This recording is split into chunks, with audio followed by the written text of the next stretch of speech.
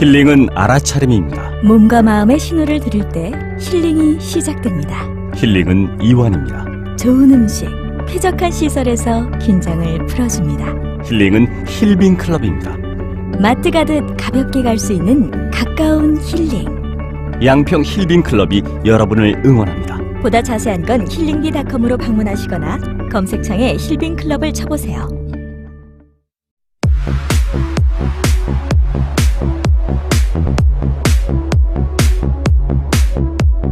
16개 경찰서에 공식 공급하는 검증된 특허 상품 아마스 폴워치.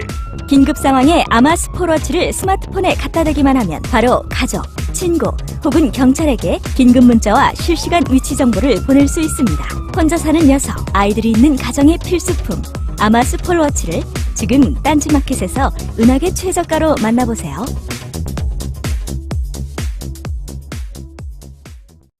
중세 장인들의 무드지를 그대로 재현한 황야의 1위. 오파코 가죽 제품이 더욱 업그레이드 되었습니다. 빈티지 샤첼백과 다이어리, 노트 커버, 그리고 아이패드 커버까지 신뢰하기 힘든 가죽 제품. 이제 딴지마켓에서 검증된 상품을 은하계 최저가로 구입하세요.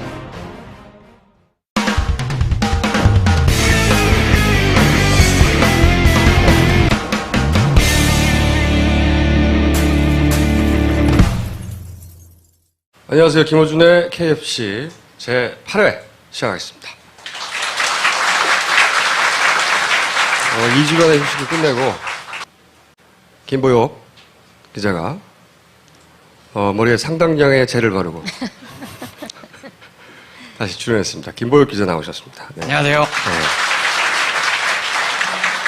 네. 그리고 한떨기 기자, 송채경화 기자, 나날이 이뻐진다고 하는 댓글을 본인이 직접 달고 있는 걸로 파악되고 있는 송채경화 기자 나오셨습니다. 네, 안녕하세요. 한겨레 21 송채경화입니다. 저희가 벌써 몇 주째 세월호 관련 이야기를 하고 있는데, 오늘은 짧게 다른 이야기부터 시작하고, 왜냐하면 이제 곧 또 지방선거가 있거든요. 그래서 꼭 전해드릴 뉴스가 있어서 짧게 전하고 본론으로 넘어가겠습니다. 보실 내용은 토론회가 있었어요. 정몽준 의원이 이제 후보로 결정이 됐는데 그 전에 3자의 토론회가 언론에 공개는 됐는데 그게 보도를 생중계는 아니었고요. 아니었죠. 네. 네. 생중계는 되지 않은 채 있었는데 그 중에 굉장히 절묘한 장면이 있어서 저희가 보내드리도록 하겠습니다. 잠깐 보시죠.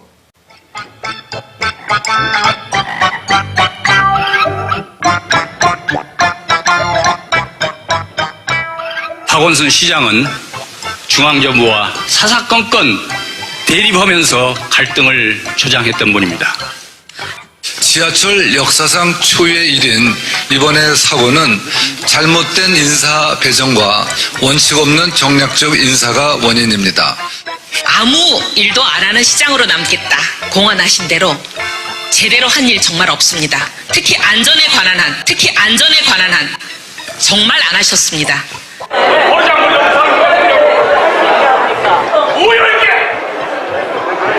그냥 뭐가 잘못됐다는 거야?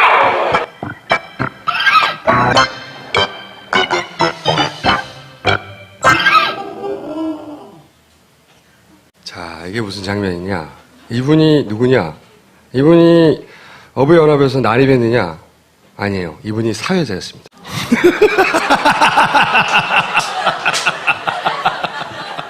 자, 이분이 사회를 보다가 벌떡 일어나가지고 어떤 상황이 있는지 송채경 기자가 정리를 해드리겠습니다. 이 토론회에서 정책 패널이 9명이 나왔는데 각자 원하는 후보한테 질문을 하는 방식으로 이제 진행이 됐었는데 김황식 후보한테 이제 질문이 집중이 된 거예요. 그러니까 사회를 보던 홍성걸 교수가 상대적으로 이제 질문을 안 받은 정몽준, 그다음에 이혜훈 후보한테 말을 많이 안 했으니 마지막으로 2분씩 발언 기회를 더 주겠다. 김황식 후보는 말을 많이 했으니까 됐고 2명한테 주겠다 이렇게 얘기를 했더니 김황식 후보 쪽 그 선거 운동을 총괄하고 있는 이성헌 전 산나라당 의원이라고 있는데 그 사람이 이게 말이 되냐? 왜 우리 후보만 2분을 안 주냐? 이렇게 막 따졌고 그 옆에 있었던 이제 김황식 후보 지지자들도 이거 엉터리다, 이거 정신 나갔다 사회자 이렇게 막 얘기를 하니까 이제 홍성걸 교수가 참다가 참다 일어나서 이렇게 속이 좁아가지고 후보자를 어떻게 만들겠냐 이러면서 엉터리라니 이 버르장머리 없는 사람들 막 이러면서 이제 뛰쳐나간 거죠. 토론을 하다가 토론자끼리 싸우는 건 봤어도 사회자가 이렇게 벌떡 일어나가지고 화를 내는 거는 처음 봤습니다. 네.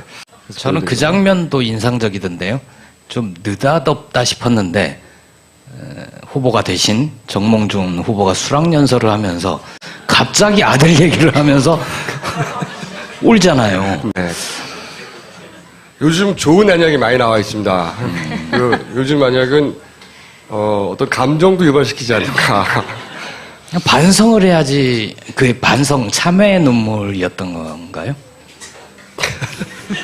네. 요 뉴스 어차피 이제 박원순 현 서울시장과 그리고 정몽준 후보 이제 큰 싸움 시작됐으니까 이 뉴스는 저희가 앞으로 쭉 팔로우 하겠는데 그게 결정되기 직전에 토론회에서 이런 재미있는 일이 있었다. 네. 이야기. 그리고 또 취재하신 게 요즘 송채경 기자가 취재력이 무섭습니다. 네. 일단 네.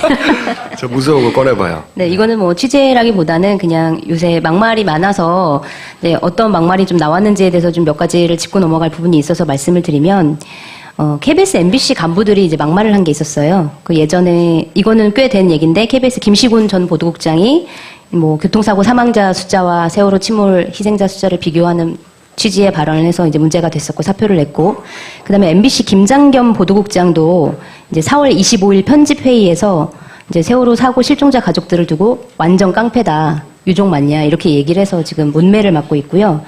그다음에 MBC 박상우 보도국 전국 부장 이분도 이제 8일에 KBS 간부들이 이제 분향소 갔다가 유족들한테 이제 비판을 받은 일이 있었잖아요. 그 얘기를 하면서 뭐하러 거길 가냐. 그런 놈들은 조문해줄 필요가 없다. 관심을 가져주지 말아야 된다. 그런 놈들은. 이렇게 발언을 했다는 내용이 MBC 노조를 통해서 밝혀졌는데요.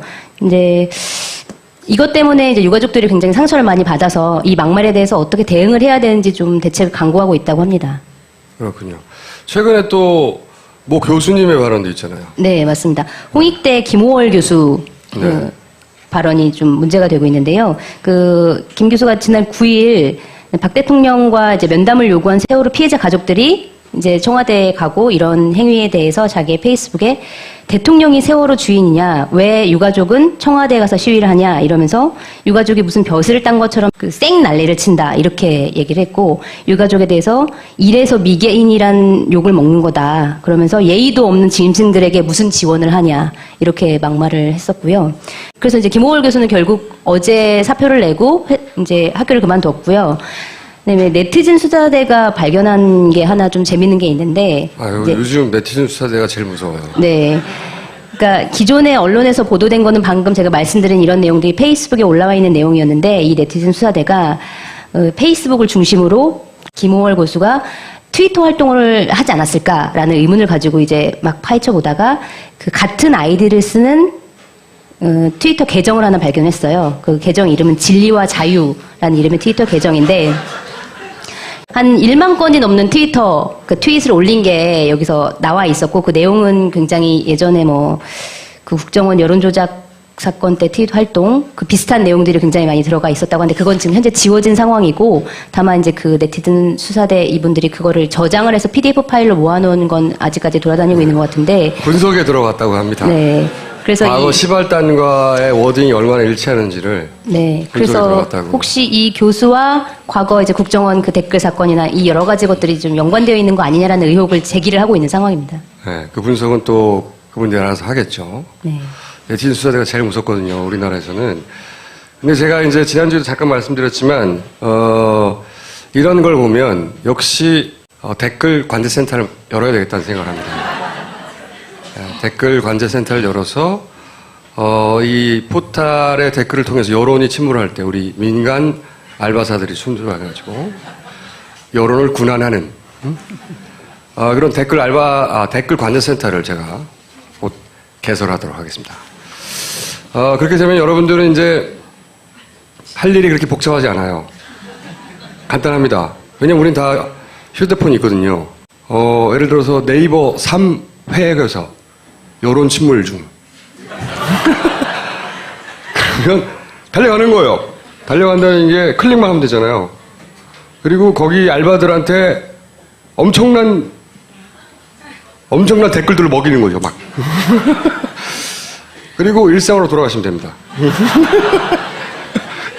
거기는 돈을 써야 되지만, 저희는 하루에 한 30초 정도만 투자하면, 제가 이 프로젝트를 준비를 끝내면 발표하도록 하겠습니다. 네. 기대해 주시고, 많은 자원봉사 부탁드립니다. 예, MBC 문제가 나와서 말씀드리면 이 김장겸 국장이 현재 뉴스데스크를 좀 망친 분입니다. 이 사건이 있기 전에도 보시면 어느 날 MBC 뉴스에 우리로 치면 일면 톱 헤드라인 뉴스로 동물 관련된 뉴스가 굉장히 많이 있는 뉴스데스크를 동물의 왕국으로 만드는데 지대한 공헌을 하십니다.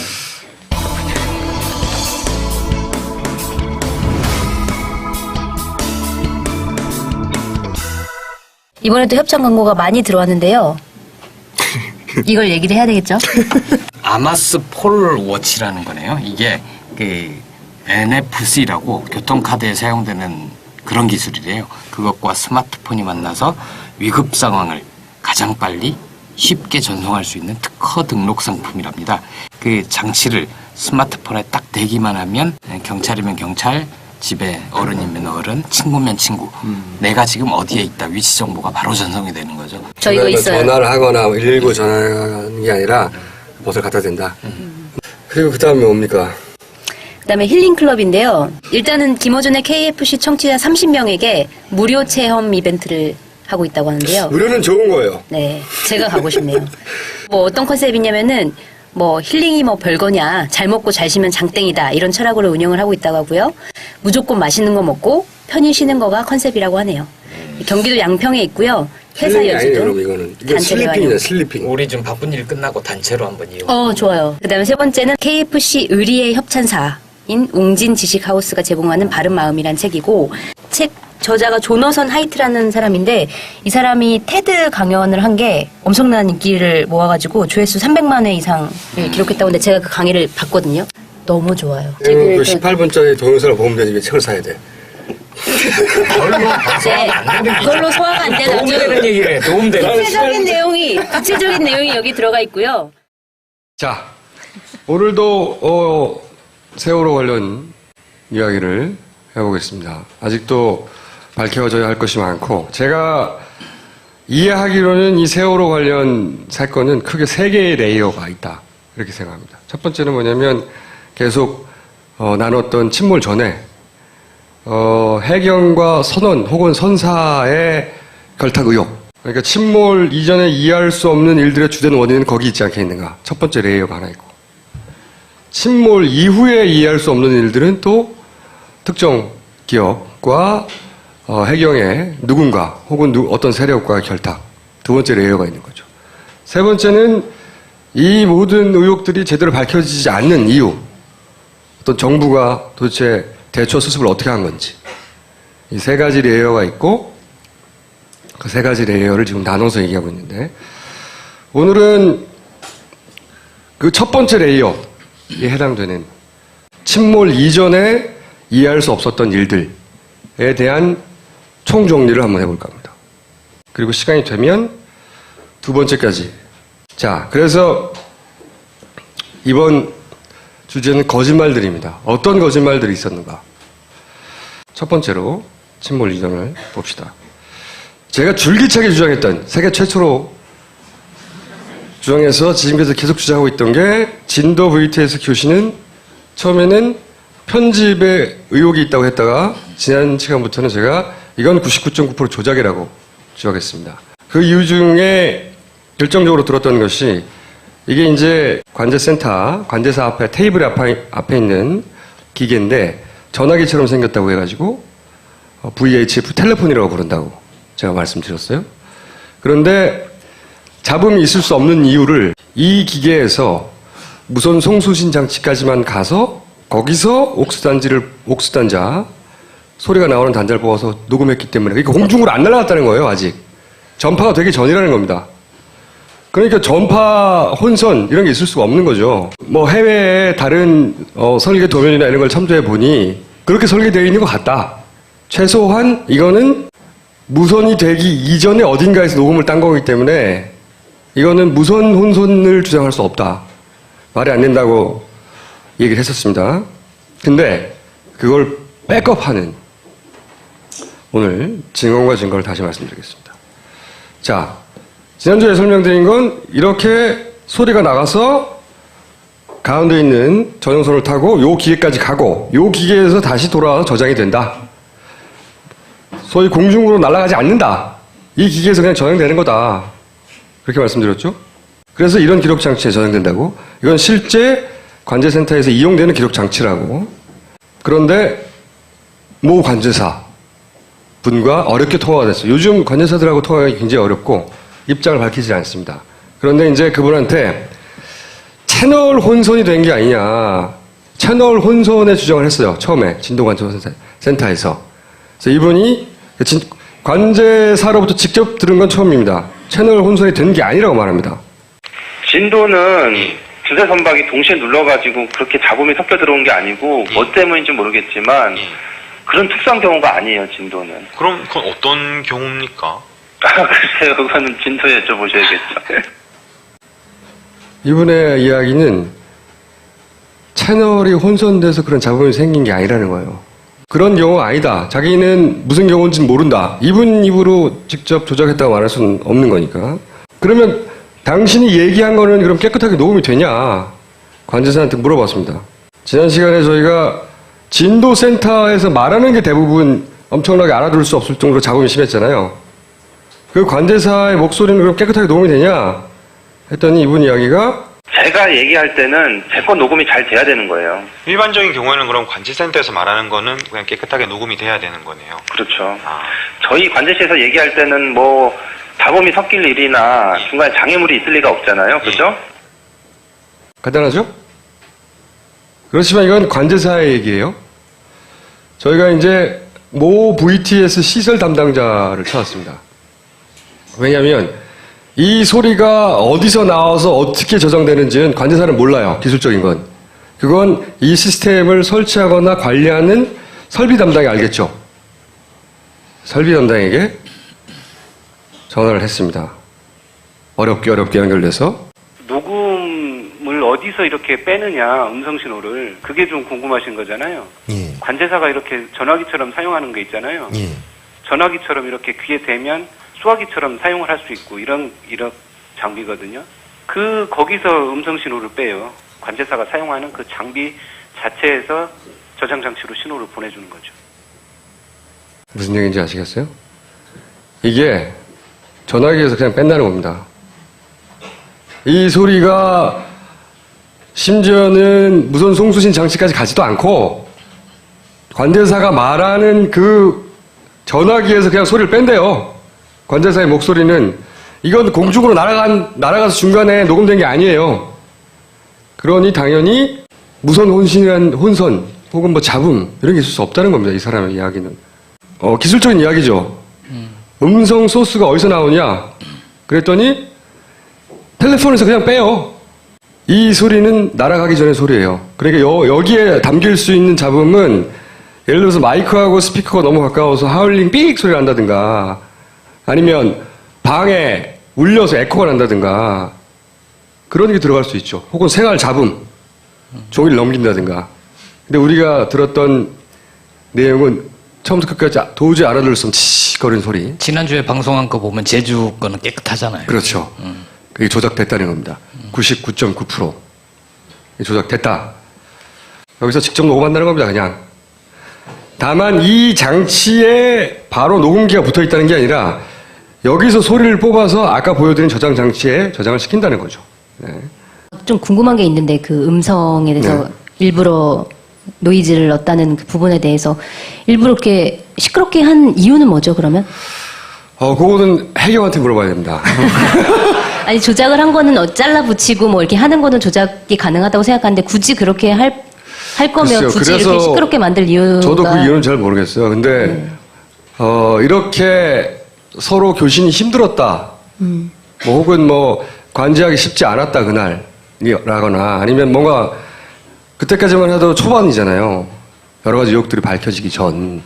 그러니 가능하면 그게 어떤 소리인지 잘 모르게 해서 이렇게 힘든 가운데서 관제하고 있었고 혹여 중간에 추가적으로 실수가 발견되더라도 그런 이유 때문이다라고 말하려고 한 게 아닐까. 아니면은 그 정도 추정. 그런 노이즈가 있으면 그걸 잘라서 편집할 때 그게 좀 티가 덜 안 난다거나 약간 이런. 그럴 수도 있겠죠. 앞뒤에 뭔가 지워버린 것들을 덮는다든지 그걸로. 그건 그야말로 그 편집한 그 누군가의 의도가 어떻게 구체적으로 들어갔는지는 잘 모르겠어요. 근데 분명한 거는 이 편집한 사람이 이 관제센터에 소리가 녹음되는 원리에 대해서 전혀 이해하지 못한 사람이었어요. 그 음성을 들어보면 무슨 얘기인지 전혀 모르잖아요. 거의 못 알아들을 지. 그러면은 그 음성과 나중에 5일인가 있다가 공개한 기록, 교신 기록, 그거 두 개는 일치하나요? 그거는 거의 일치합니다. 그거 맞췄겠죠. 해경을 어떻게 보시는 겁니까? 기하게 조정을 할 아니, 거면 못 알아듣는데 일치한다는 걸 어떻게 알아요? 아니, 조정하기 전에 받아쓰기 했겠죠. 자, 첫 번째 거짓말은 그러니까 진도 VTS와 세월호의 교신 관련 해경 발표들은 대부분이라는 토를 달긴 했습니다. 제가 아직 발견하지 못한 게 있어서 거짓말이다. 그 내용은 조작됐다. 또 하나의 질문. 지금 애초에는 검경 합동 수사를 하다가 검찰이 진도 VTS 한번 압수수색을 했잖아요. 그러면은 기본적으로 압수수색을 하면 그 안에 있는 모든 걸 가져가는 건데 기록된 내용 그게 나중에 검찰 수사를 통해서 나올 수 있는 가능성도 있나요? 저는 없다고 봅니다. 바보도 아니고 그런 녹음 파일이 무슨 대단한 파일이 아니라 그냥 녹음 파일이에요. 음성 파일. 그죠? 그리고 거기 저장되어 있는 거고 디지털 파일이고 그러면 공개할 때 고쳤으면 거기 담겨 있는 것도 고쳐져 있겠죠. 해경은 조작하려는 이유가 있을 수 있죠. 편집과 조작을 했을 수 있지만 검찰이 거기에 동조해 줄 만한 이유가 있을까요? 그거는 모르겠습니다. 검찰은 있는 그대로를 발표할 것인가 아니면 어느 선까지 손을 볼 것인가 이건 그다음부터 정치적 판단이 되겠죠. 검찰이 아니라 정부의 손에 넘어가지 않을까. 정정합니다.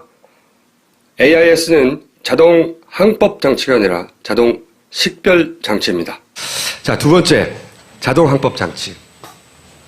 제가 이거는 또 세계 최초로 주장하는 겁니다. 제가 이 사건 관련해서 앞뒤가 안 맞는데 잘 이해가 안 갔던 가장 큰 덩어리 중에 하나가 이 자동 항법 장치입니다. 자동 항법 장치라는 건 별게 아니에요. 여러분 차에 달린 내비게이션 있죠? 원래는 똑같아요. 다만 그 화면에 내 차뿐만 아니라 내 주변에 있는 차들도 다 나온다. 이렇게 생각하시면 됩니다. 왜 그러냐면 배는 도로가 따로 있지 않잖아요. 그러니까 그리고 배를 갑자기 회전하기 힘들잖아요. 그러니까 내 배뿐만 아니라 주변에 있는 배들 위치도 다 나와요.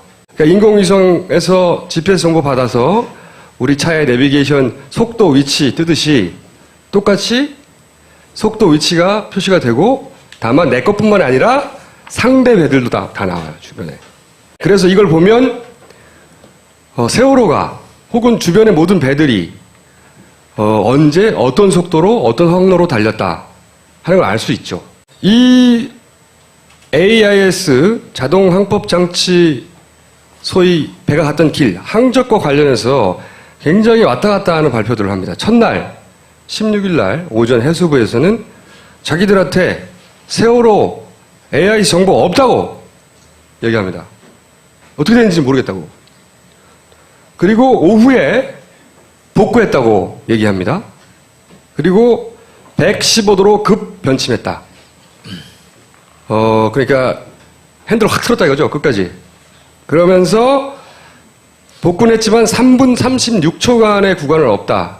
이렇게 얘기를 했어요. 그리고 나서 21일 날 해수부가 다시 전체를 복구했다고 하면서 그런데 변침 시작 전부터 36초간은 없다. 그러니까 16일과 21일의 차이는 16일은 확 꺾었다고 그런 거고요. 21일에는 꺾긴 꺾었는데 완만하게 꺾었다고 이제 발표합니다. 전체 구간을 복구했다면서. 그렇지만 그럼에도 불구하고 36초 구간은 없다. 이렇게 얘기했고요. 그러다가 24일 날 이런 AIC 정보가 다 모이는 대전에 있는 전산센터에서 DB 이상이 발견됐다. 그러다 25일 날 진도관대센터에서 아니다. AIC 정보가 다 있다. 자, 이렇게 AIS와 관련해서 언론에 보도됐던 내용들을 정리하면 이해할 수는 없으나 이런 보도들이 이어집니다. 그래서 저는 이게 도대체 무슨 일이 벌어진 건지 처음에 이해할 수가 없었어요. 그래서 21일 날 아까 말씀드린 대로 다시 복구했다고 한 항적이 어떻게 된 거냐면 원래는 이렇게 됐다고 했어요. 이렇게. 기억나죠? 그래서 급변침 이렇게 했습니다. 그런데 5일 후에 헬스부가 완전 복구라며 얘기한 거는 이게 이렇게 꺾인 게 아니라 이렇게 정상적인 궤적을 걸었다고 발표해요. 자, AIS 항법 장치는 작은 건 이렇게 생겼어요. 작은 배는 이런 게 달렸고요. 큰 배는 이따만한 게 달렸습니다. 주변에 자기 배 주변에 어떤 배들이 이제 다 보이죠. 그런 장치예요. 그리고 여기서 배들이 각각 자기 정보를 막 날려줍니다. 실시간으로 날려준 정보는 중개소, 우리나라에도 42개의 중개소가 있대요. 중개소 또는 관제센터를 통해서 중앙센터로 갑니다. 그러니까 우리나라 연안에 있는 모든 배들의 위치를 실시간으로 다 기록하는 거예요. 이 중앙센터에서는, 해수부에서는. 세월호도 당연히 거기 포함되어 있는 거죠. 이런 시스템인데, 그래서 이 중앙센터에 있는 데이터를 해수부가 딱 보면, 아, 세월호가 몇 시에 어떻게 돌았구나, 속도가 어땠구나, 이게 다 나와야 된다는 거예요. 그런데 도대체 이해가 안 가서 이제 다시 재구성을 하기 시작했어요. 첫날 16일 날 오전 해수부 종합상황실을 마침 채널A가 사고 나자마자 달려가서 찍었어요. 이렇게 사안이 헷갈릴 때는 무조건 첫날로 돌아가야 됩니다. 그때는 조작이나 은폐나 이런 것들이 완성되지 않았을 때거든요. 그래서 오전에 해수부 관계자도 작동이 안 됐는지 우리 데이터가 문제가 있는 건지 모릅니다. 일단 없어요. 첫날 오전에. 그리고 그게 대전에 있는 정부 통합센터에도 입력되지 않았어요. 그리고 이유는 모른대요. 분석이 안 된다. 왜 안 하는지. 하여튼 없다는 거야. 이렇게 이해하지 못하는 이유 중에 하나가 ARC는 꺼지지 않습니다. 일부러 끄지 않는 한. 배 전원이 완전히 나가거나 배 전원이 일시적으로 나가도 비상 배터리가 돌아간대요. 왜냐면 이게 배가 조난을 나갔을 때 필요로 하는 거기 때문에 꺼지면 안 되잖아요. 일부러 꺼지지 않으면 꺼지지 않기 때문에 이게 왜 입력이 안 되는지 이해를 못하고 있는 거예요. 어쨌든 입력이 안 된 거예요. 첫날. 그리고 그때 세월호의 AIS 정보를 지속적으로 보고 있던 유일한 배가 있습니다. 그게 우연히도 둘라 에이스예요. 구조하러 근처에 대기하던 유도선, 배죠. 예. 네. 언론에 몇 번 인터뷰를 했던 그 둘라 에이스. 이 배가 이 정도 거리를 두고 있었어요. 해경이 구조하러 가면서 찍은 영상인데 가깝죠. 그리고 둘라 에이스 선장은 이렇게 첫날 그 상황을 실시간으로 보고 있었던 사람은 이 사람이고 다른 사람이 있었는지는 모르겠으나 우리가 접근할 수 있는 사람은 이분 하나입니다. 근데 이분은 이렇게 얘기를 해요. AS 꺼져 있었다고. 이 배는 AS가 꺼져 있는 상태더라고. 세월호인지 몰랐다고. 분명히 아까 말씀드린 대로 자기가 가지고 있는 장비에 떠야 되는 거예요. 근데 꺼져 있는 거예요. 안 나오니까 꺼진 거지. 그러면서 이런 얘기를 합니다. 일부러 안 껐으면 꺼질 이유가 없다. 고장도 안 난다. 그리고 하필 전원이 그때 꺼졌다는 건 사람이 인위적으로 끈 게 아닐까. 이런 추정도 합니다. 근데 이분도 역시 단정을 못하죠. 상황을 모르니까. 여기서 분명한 건 꺼졌어요. 꺼졌기 때문에 가장 가까이 있는 유조선 둘라에이스 호에도 안 떴어요. 그러니까 앞뒤는 맞죠? 대전에도 안 뜨고 옆에 있던 세월호에도 안 뜬 거예요. 아니 둘라에이스. 네. 네, 둘라 에이스에도. 예리한데요? 안 뜬 겁니다. 그리고 교신록에 보면 이런 게 나옵니다. 세월호에서 육안으로 확인하는데 AIS를 볼 수 없는데 본선 손수에 있는 빨간 탱커 선명이 뭡니까? 이게 둘라 에이스입니다. 그게 유조선 탱커거든요. 세월호의 항해사도 본인 힘으로 말합니다. AIS 꺼졌다고. 이게 일부러 꺼졌는지는 우리는 알 수 없어요. 단정할 수는 없으나 분명한 건 꺼졌다는 겁니다. 그때. 그래서 대전 센터에도 안 날아가고 그리고 둘라 AIS에도 안 뜨고 본인도 자기 AIS가 꺼졌기 때문에 빨간 탱커가 뭔지 모르는 겁니다. 없어요. 다. 그 특정 시간대는 없는데 그래서 16일 날 오후 해수부에서는 이렇게 꺾였다고 이제 얘기를 합니다. 이렇게 급하게. 그래서 자빠졌다. 우리가 본 화면이죠. 이런 선박 사고가 나면 해수부에서 사고 조사하러 해양안전심판원이라는 사람들을 보냅니다. 이번에도 5명을 급파했어. 당일날 바로. 이분이 이틀 있다가 인터뷰를 합니다. 급선회를 했다. 당시까지만 해도 급선회, 급변침이 맞다고 생각을 한 거예요. 다들. 그 사건을 조사한 심판원도. 그죠? 그런데 이상하게 21일 날 복구를 했더니 이렇게 돌아갔다고 합니다. 이렇게. 그러면서도 여기서부터 여기까지 첫 36초는 없다고 그래요. 복구가 되지 않았다고. 이게 해수부가 발표하는 겁니다. 그리고 이날 뭐라고 하냐면 전탄은 아니다. 전탄은 아니라는 얘기는 핸들을 끝까지 돌리지 않았다는 거예요. 그러니까 핸들을 끝까지 돌렸다면 사람의 실수죠. 그런데 이때 발표는 이 항적 복구된 걸 보니 핸들을 완전히 꺾지는 않았다. 조금 꺾었는데 뭐 기계적인 결함이 있다거나 뭔가 다른 요인이 있는 것 같다. 사람의 잘못이 아닌 게 되는 겁니다. 그리고 24일 날 역으로 돌아오는 거죠. 24일 날 해양수산부에서 DB 시스템 이상이 발생했다고 말합니다. 이 DB는 뭐냐면 AIS 정보, 세월호를 포함한 국내 연안 모든 선박에 AIS 정보가 담겨있는 DB인데 이게 이상하다고 말을 해요. 그래서 나중에 복구를 했다고 말을 하긴 하는데 이상했답니다. 이때까지만 해도 저도 이게 무슨 뉴스인지 몰랐어요. 그리고 25일 날 진도에서 모든 항적이 다 존재한다고 말합니다. 우리는 그 다음 날. 제가 가진 가장 중대한 의문이 이거였어요. 아니 진도 VTS는 어떻게 세월호의 모든 항적이 존재할 수가 있죠? 세월호의 항적이 거기 기록되려면 세월호의 AIS 기계가 켜져 있어야 돼요. 그렇잖아요. 그렇죠. 그래야 인공위성으로부터 뭘 수신하든 말든 자기들이 걸 쏘든 말든 하죠. 꺼져 있잖아. 꺼져 있는데 진도에는 어떻게 다 있냐고. 아무도 쏘지 않았는데. 꼼꼼하게 뉴스를 다시 따져다 보니 특히 둘라 에이스의 존재 때문에 그 상황을 실시간으로 봤던 둘라 에이스의 존재 때문에 그게 꺼졌다는 게 확정적으로 알게 되었는데 어떻게 진도 VTS는 이게 다 있냐고.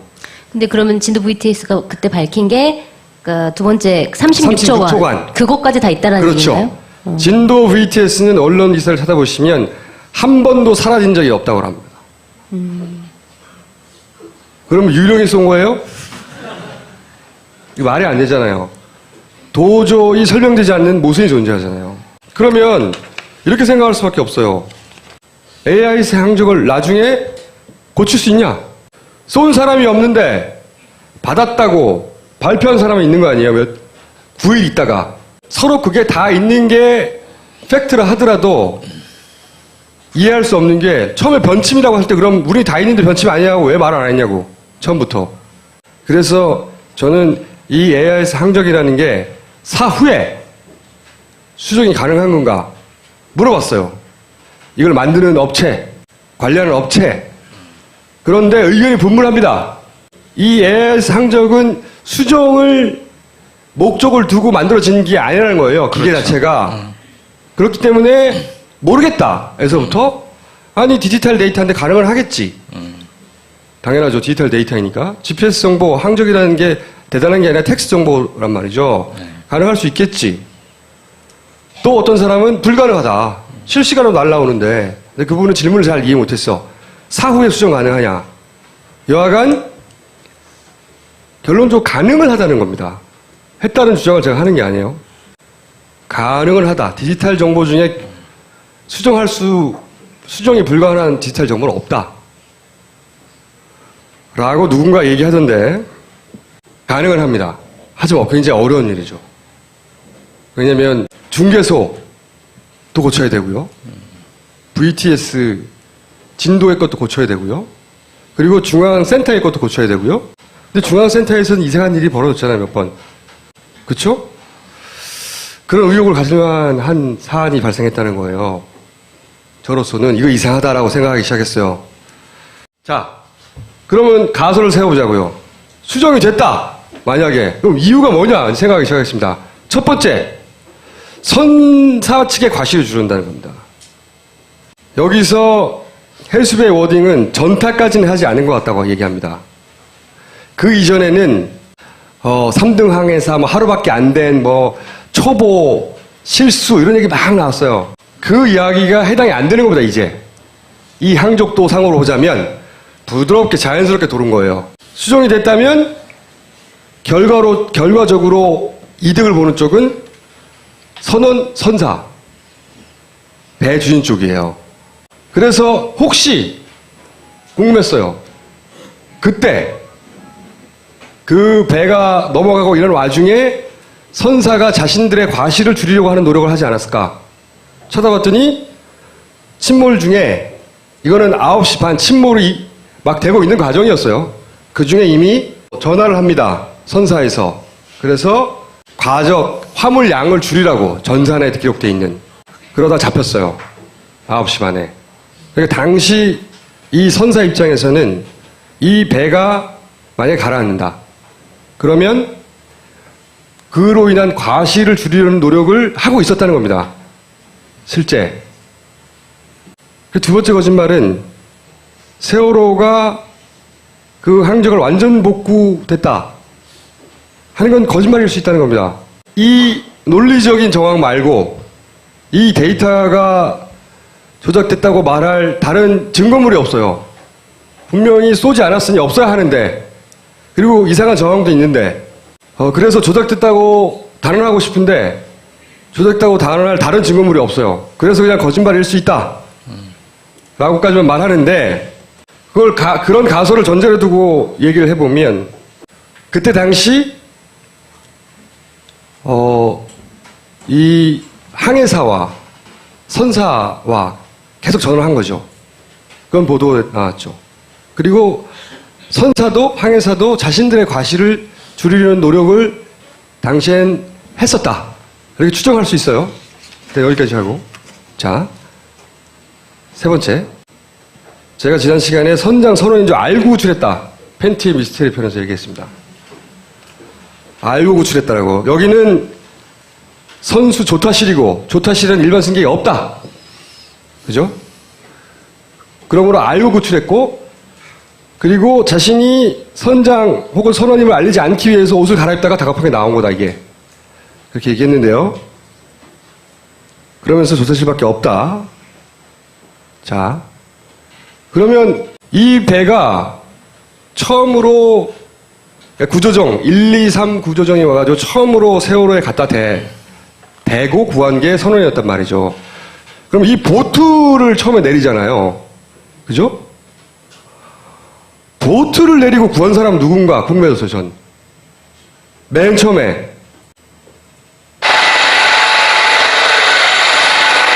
보트는 망설임 없이 딱 일로 달려갑니다, 처음부터.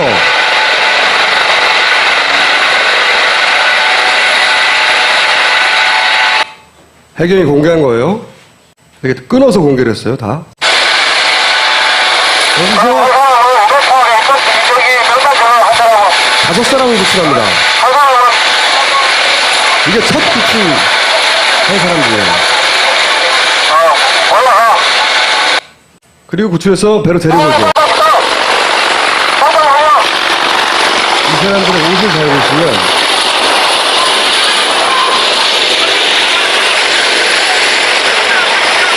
이게 기관사복입니다.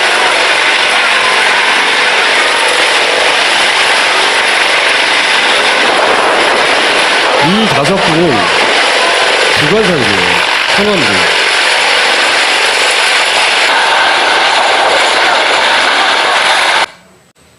해경이 이런 걸 나중에 자기들이 일 열심히 했다고 공개하지 않았으면 다 몰랐을 거예요, 이런 거. 그러니까 선원이었어요, 이 사람들도. 선원인 줄 알고 정확하게 가서 구출했고요. 그리고 배를 처음에 댔던 것도 선장 항해사가 있는 조타실인 줄 알고 처음부터 간 겁니다. 알고 구출한 거예요. 다시 한번 확인한 거고요. 그리고 탈출 방송을 했냐 안 했냐 가지고 막 논란이 많습니다. 그러면서 이런 뉴스도 있었어요. KBS가 해경을 변호해주는 뉴스입니다. 이 해경 123 구조정에 달린 이 스피커가 99년 스피커고 그 용량이 데시벨이 어때서 거리가 얼마였는데 그래서 설사 방송을 했다 하더라도 안에서 안 들렸을 것이다. 이런 내용의 방송을 KBS가 합니다. 해경이 방송을 했을 수도 있어요. 가장 간단한 방법은 이렇게 지금까지 동영상 자기들 다 공개했듯이 방송하는 거 동영상 공개하면 돼. 그게 왜 하나도 없냐고.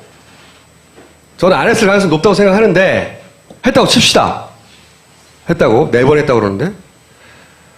그러면 최소한 2번은 더 방송했어야 합니다. 어떻게? 아무도 탈출하지 않잖아. 4번 했는데. 배를 이렇게 가까이 댔잖아요. 가까이 가서 하면 되잖아. 안 들리면 70m 떨어져서 했는데 안 들렸다고 하면 정말로 사람이 아무도 안 나오고 있었단 말이에요. 이때까지. 그러면 이 사람들이 방송을 해도 아무도 안 나온다는 생각에 그게 다급했으면 이렇게 가까이 갔을 때 방송하면 될 거 아닙니까? 배 대고. 그죠? 안 했어요. 이때. 2번째. 해경은 자기들이 미끄러워서 선내로 진입할 수 없었다고 그랬어요. 선내로 들어가는 장면이 있습니다. 자기들이 공개한 것 중에 이거를 잘 보세요. 올라갑니다. 조타실 안으로 들어가요. 여기서 끊겨서 그 다음엔 뭘 했는지 모르겠어요. 만약에 정말로 방송이 다급했고 모두 다 뛰어나가라고 하는 게 다급했으면 여기 들어가서 방송하면 되는 겁니다. 최소한 2번은 더 했었어야 한다니까. 결정적으로 방송을 했다는 자기들이 녹화한 영상도 하나도 없지만 녹화하기 전에 했다고 칩시다. 그래서 그럼에도 불구하고 사람이 안 나왔다고 쳐요. 이때까지만 해도 밖에 뛰어내는 사람 이거밖에 없어요. 난간에 있다가 뛰어내는 사람들. 그러니까 여기 들어갔잖아요. 누군가? 이유는 모르겠어요. 이 뒤에 영상이 안 나오기 때문에. 들어가서 여기가 조타실란 말이죠. 여기서 방송하면 되는 거예요. 이때도 방송을 안 했으니까 생존자 중에 들은 사람이 아무도 없겠죠. 그리고 그걸 들었으면 다 튀어나왔을 텐데 아무도 안 튀어나왔겠죠. 안 했단 말이지. 최소한 2번 더 했어야 된다는 거예요. 제 결론은 그렇습니다. 이 첫 구조종, 123 구조종의 가장 우선순위 임무는 승객 구조가 아니었다는 거예요. 그렇게 결론 내릴 수밖에 없어. 승객을 구조 전혀 하지 않으려 했다는 게 아니라 가장 중요한 임무, 첫 번째로 부여받은 임무는 그게 아니었다라고. 첫 임무는 아마도 선장과 선원을 구출해서 빨리 데리고 와라. 실제로 가장 먼저 돌아옵니다, 이 배가. 11시에 돌아와요. 팽목항으로. 승객 구조를 위해서 거기 갔다고 그랬지만 그건 아니었다. 난 거짓말이라고 봅니다, 그게. 그럼 이유가 뭐냐? 선사 측에 혹은 항해사 측에 과실이 숨길 게 있었다고 칩시다. 그래서 빨리 데려와야 했다고 칩시다. 먼저 선장 선원부터 데려와서 뭔가 입을 맞춰야 됐어야 하는 게 있었다고 쳐보자고요. 그럼 그런 기회와 시간이 있었나? 따져보게 됐어요. 11시에 도착을 하고 선장은 그날 2시부터 사라져서 8시간 반 동안 없어집니다. 밤 10시가 돼가지고 목포 해경에 나타나죠. 그리고 선원들은 다 같은 모텔에 투숙해요. 원래 피의자들은 같은 데 안 넣거든요. 말 맞출까봐. 그날 같은 모텔에 투숙합니다. 기회는 있었어요. 했는지 안 했는지 모르겠어요. 그리고 선장은 그 다음날 저녁에 어떤 해경 아파트에 가서 14시간 동안 묵습니다. 그리고 그 선장이 묵었던 아파트 CCTV는 2시간 동안 삭제되죠. 말씀드렸다시피. 그리고 그걸 지시한 간부는 누군지 몰라요. 아직도. 그러면 입을 맞출 기회를 줬는데 입을 맞췄냐 이거지. 이게 무슨 내용이냐면 4월 23일 날 선장 층의 강모 변호사가 한 번 인터뷰를 합니다. CBS와. 그때 이런 얘기를 합니다. 사회자가 질문을 계속해요. 왜 제주와 먼저 교신했냐고. 진도가 가까운데. 제주는 80km고 떨어져 있고 진도는 20km고 어차피 해경에 출동할 거면 진도에 오는 게 훨씬 빠른데 누구나 가졌던 의문점. 그랬더니 선장으로부터 이야기를 들은 강모 변호사가 이렇게 얘기를 합니다. 조타실 안에 2대의 교신기가 왼쪽 오른쪽에 있는데 오른쪽에 있는 교신기는 처음부터 진도에 맞춰놓고 왼쪽에 있는 거는 제주에 맞춰놨다는 거예요. 근데 배가 기울었잖아요. 배가 30도 기운 상태가 되니까 왼쪽이 아래쪽이 되는 거 아닙니까? 그리고 오른쪽에 있는 건 위쪽에 있잖아요. 경사가 져서 못 올라갔다는 거예요. 그래서 제주에 맞춰져 있는 아래쪽 거를 교신했다. 이렇게 얘기했어요. 이게 거짓말이죠. 왜 거짓말이냐면 아마 이 변호사 분이 VTS 무전기에 대해서 전혀 이해가 없었나 봐요. 이 얘기를 그냥 듣고 방송에서 그대로 전하는 거 보니까. 왜냐면 이 무전기는 채널을 바꿀 수 있어요. 제주도에 맞춰져 있으니까 제주도밖에 할 수 없었다. 이 말이 성립이 안 되는 거예요. 아래에 있는 걸 제주도에 맞춰져 있었다. 예를 들어서 돌리면 되잖아. 진도로. 1초도 안 걸려. 그러면 80km 넘어서 달려오는 게 아니라 20km 가까이 다가오는데 왜 안 들려 이걸? 이건 해명이 안 되는 건 거짓말인 거예요. 완전히. 그런데 이런 인터뷰를 한 번 하고 사라집니다.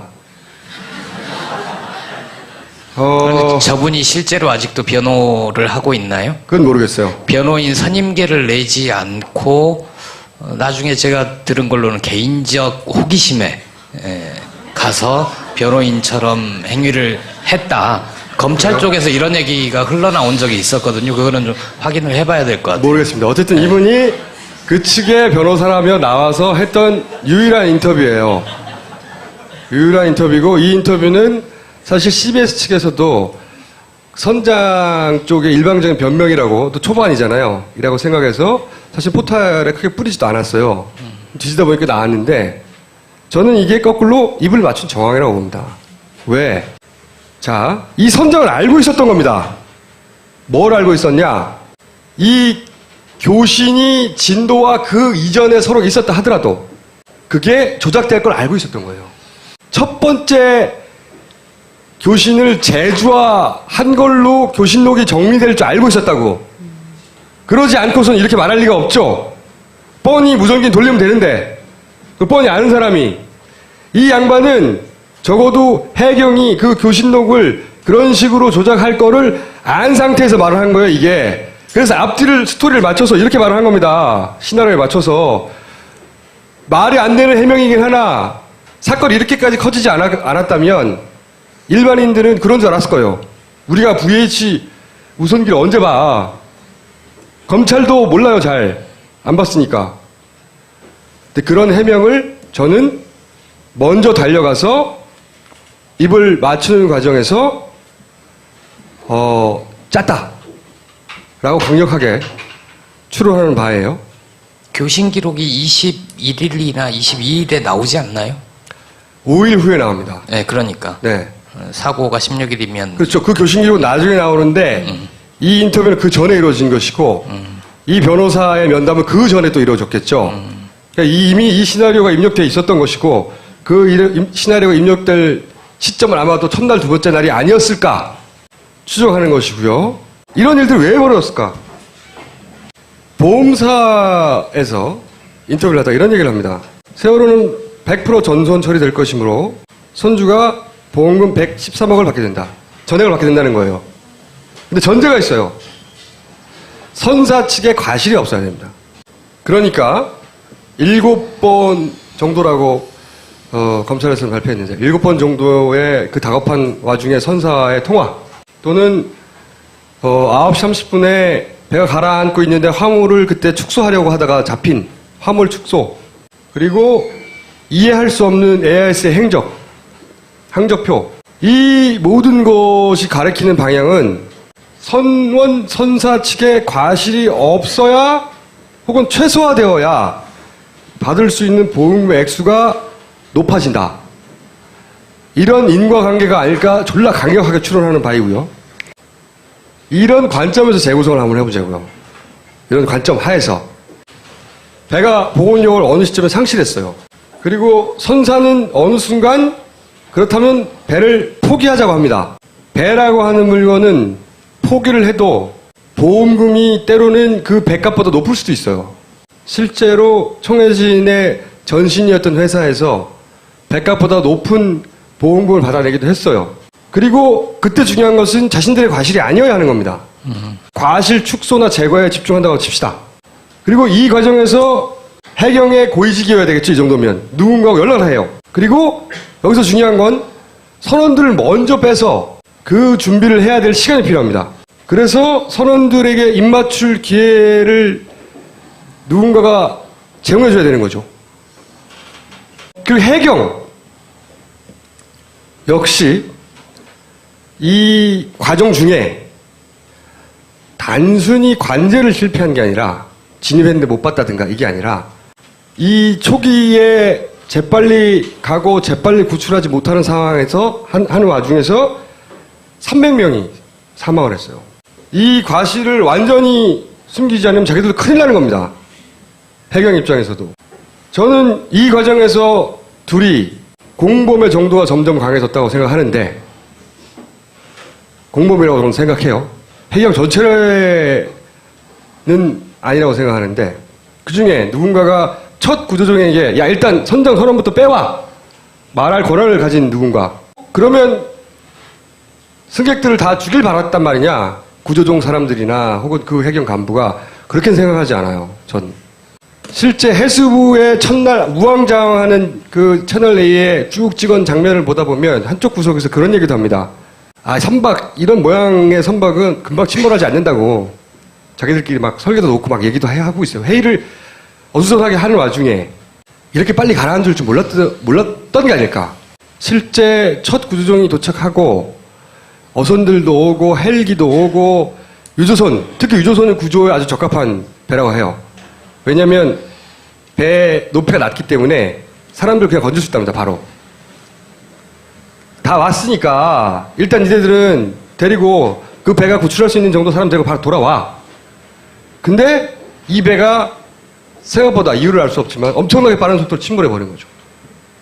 실제로 벌어진 일은 모든 걸 누군가 다 기획했다가 아니라 이렇게 각자의 욕망으로 각자의 과실을 줄이고 각자의 피해를 줄이고 각자의 이익을 도모하는 과정에서 예기치 못한 일이 벌어진 게 아닐까. 제가 생각하는 첫 번째 레이어의 1차적인 결론은 이렇습니다. 그 시나리오에 대해서 의문이 또 있는데 만약에 그 해운사가 보험금을 받기 위해서 그 일을 꾸몄다라고 가정을 했을 때 꾸몄다는 게 아니죠. 벌어진 일에 대응한 거라고 난 본 거지 지금. 벌어진 일에 대응. 근데 보험사가 그러면은 지금 118억이라는 그 돈을 받게 되는 게 확실한 건가요? 아니죠. 그건 이제 모르는 상황이 돼버렸어요. 왜냐하면 자 봅시다. 사건이 이렇게 크지 않았어요. 사람 다 구출됐어요. 배만 뽕 가라앉았어요. 그 과정에 이제 해경도 구출 잘했어요. 다. 해경도 막 칭찬받고 배만 가라앉은 거 아니야. 화물주들한테는 화물 그 손실 보상해 주면 되는 거 아니에요. 이 배는 세월호는 실제 그 이전에 팔려고 내놨었어요. 그리고 이 선박 보험금의 액수가 배 산 가격하고 거의 똑같아요. 먼저 뽑는 거지.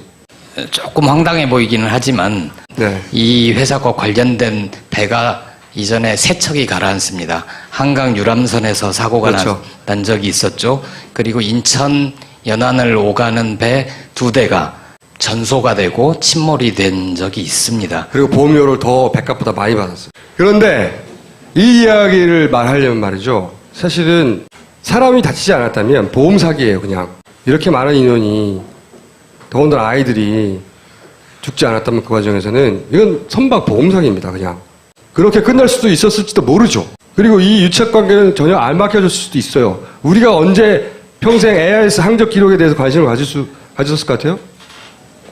자, 여기서 빈틈 몇 가지 있습니다, 아직 말하지 않은. 그 빈틈은 김보엽 기자와 함께 열심히 취재해서. 이거는 취재로 할 일이 아니고요. 이건 수사권을 가진 사람들이 조사를 해서 밝혀야 될 문제입니다. 그 사람들이 조사를 안 할지도 모르니까 조사하도록 압박하는데 김보엽 기자가 여태 40대 중반이 되도록 쌓아온 기자로서의 노하우와 그 열정, 커넥션, 전문 지식, 영국에 가기 전에 꼭 남기고 가고 싶다고 하는 그 취재 결과를, 그런 의견을 저한테 필요했었는데 다음 시간이 될지 그 다음 시간이 될지 모르겠지만 아직 빠뜨린 부분 하나를 보강해서 다시 이 앞에 시나리오는 채워놓도록 하고, 까다롭기로 소문난 딴지 마켓에서 가장 높은 평점과 가장 높은 재구매율을 기록한 상품, 유해 화학 성분이 없는 약산성 식물 성분의 빅그린 투쓰리 샴푸입니다. 민감한 문제성 두피를 가지신 분이라면 딱 23일만 써보세요. 그 이유를 알 수 있습니다. 지금 딴지마켓에서 만나보세요. 아이들을 위한 빅그린 베이비 4종 세트도 있습니다. 딴지마켓 최고의 히트 상품 평산네이처 아로니아 진. 은하계 최저가에 검증된 상품 아로니아 진을 5월 가정의 달을 맞아 20% 특별 할인된 가격에 여러분을 모십니다. 서두르시라. 평산네이처 아로니아 진. 대통령이 뭘 잘못했습니까? 이 정도면 잘하고 있구만. 아, 진짜 답답해요. 생각이라는 걸 하시는 건지. 그분들은 젊은 시절에도 그렇게 답답했을까요? 과연 누가 옳은 걸까요? 왜 나의 옳음과 그들의 옳음은 다른 걸까요? 그건 바로 정치나 종교, 문화보다 더 강한 바른 마음 때문입니다. 멀쩡한 사람들을 눈멀게도 하고 수많은 사람들을 뭉치게도 하는 힘. 뉴욕 스턴 경영대학원 교수 조너선 하이트가 인간 내면에 숨어있는 도덕의 강력한 힘을 파헤칩니다. 테드 강의 300만 조회를 기록한 명강의. 조너선 하이트의 책 바른 마음. 전국 주요 서점에서 구입하실 수 있습니다.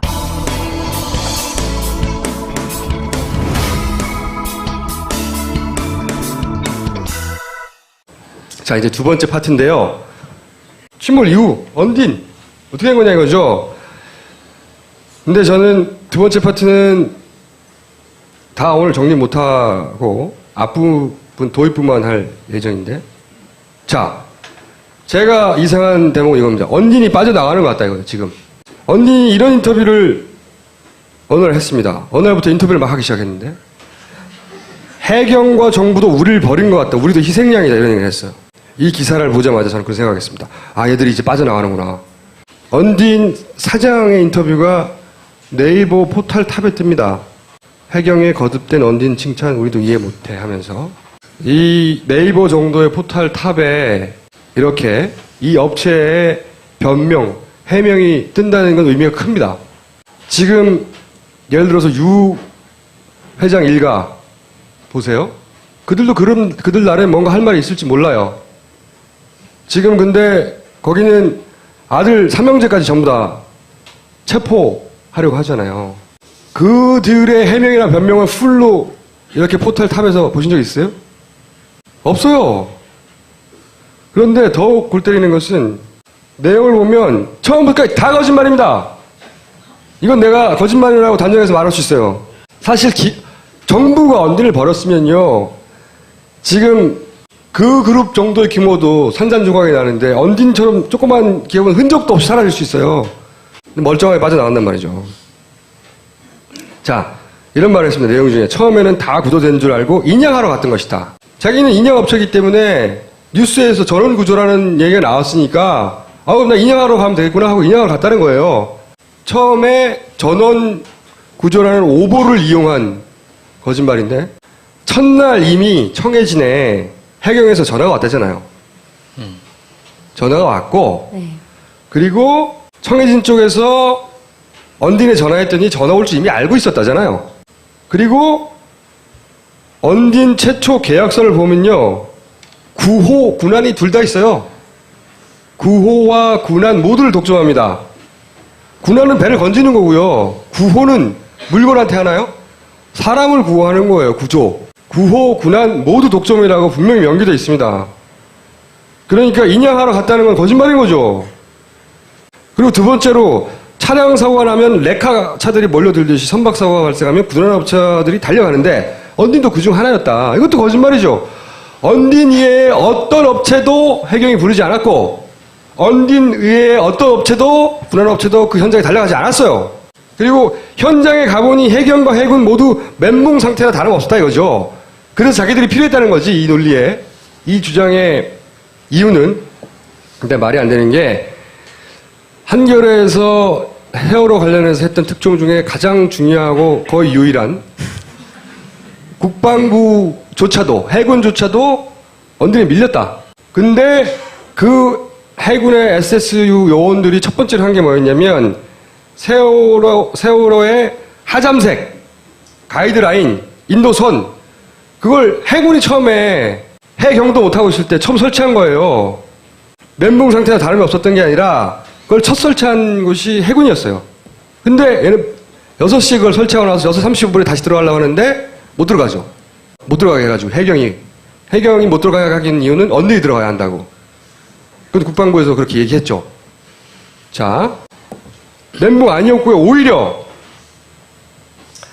이거는 민중의 소리에서 취재한 겁니다. 그날 16일 날 언딘에서 집에서 쉬고 있던 소속 잠수사가 늦게 전화를 받고 경기도에서 자기차 타고 진도까지 내려가고 있었대요. 그때. 그 다음 날도 언딘에서 투입된 잠수사는 2명밖에 없었어요. 현장 지원 인력 3명, 총 5명밖에 투입이 안 됐어요. 언딘에선. 그리고 또 이런 얘기도 합니다.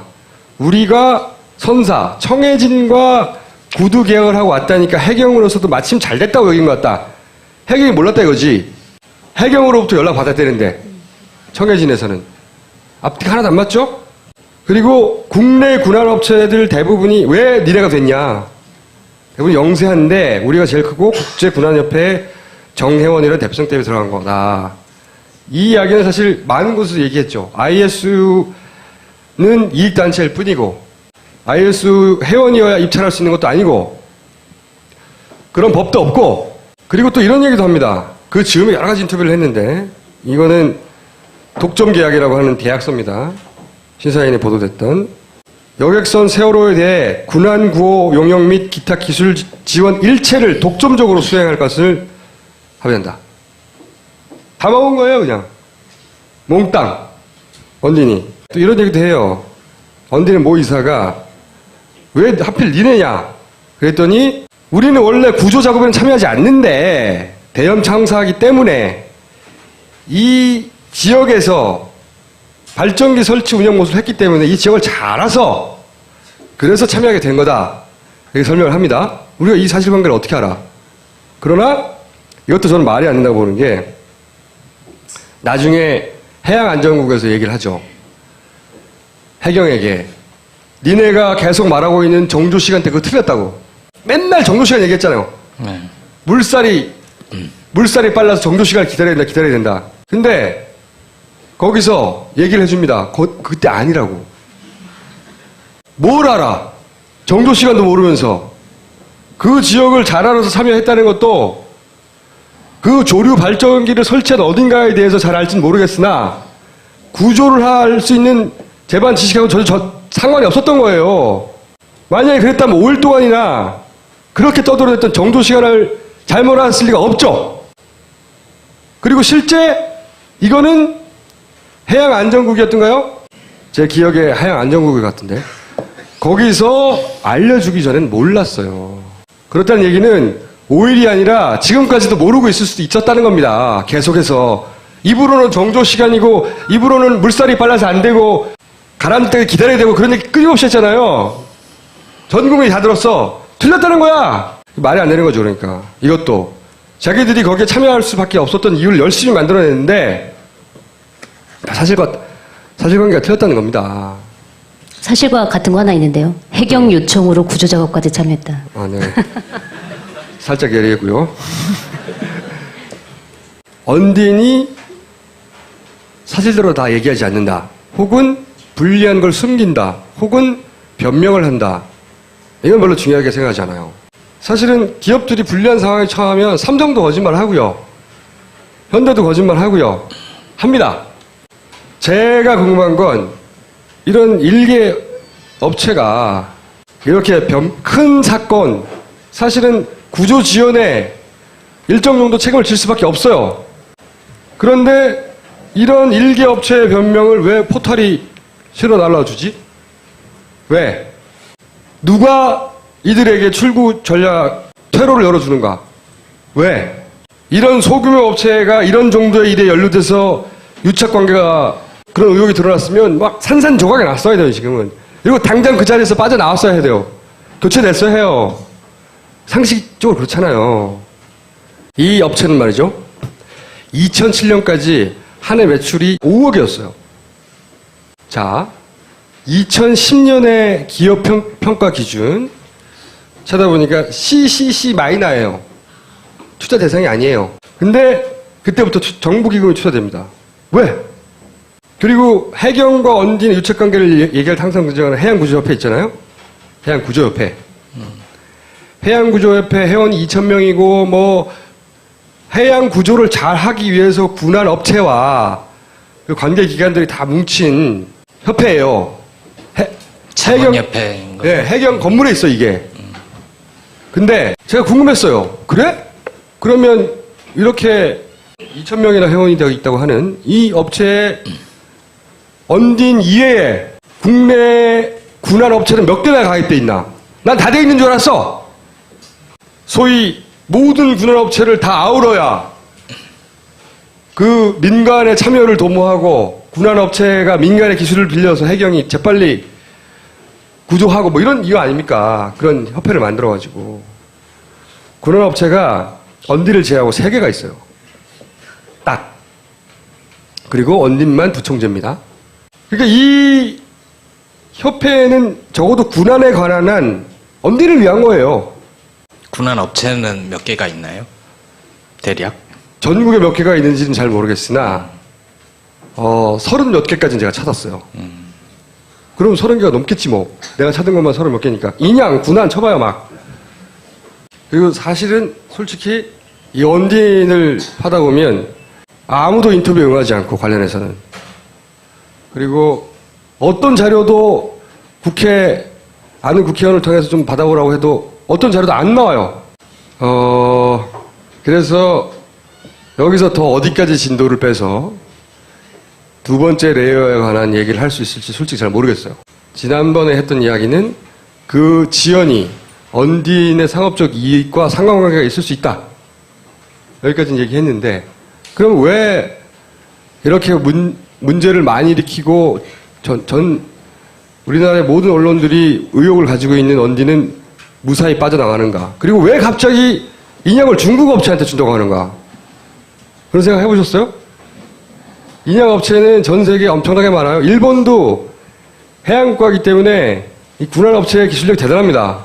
네덜란드 같은 데도 유명해요. 근데 어디로 결정될지는 잘 모르겠으나 갑자기 중국으로 간다고 그런 보도가 있었어요. 그것도 궁금했습니다. 왜 중국으로 가냐고, 씨발.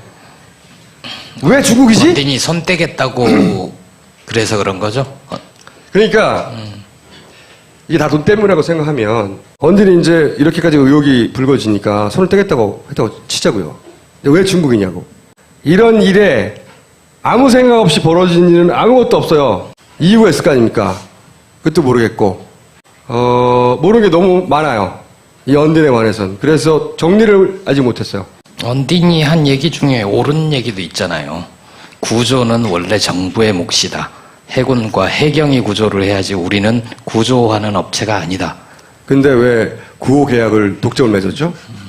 말이 안 되잖아요? 그거는 이제 뒤에 빠지면서 하는 변명들인데 처음에는 군안, 구호 다 독점이었어요.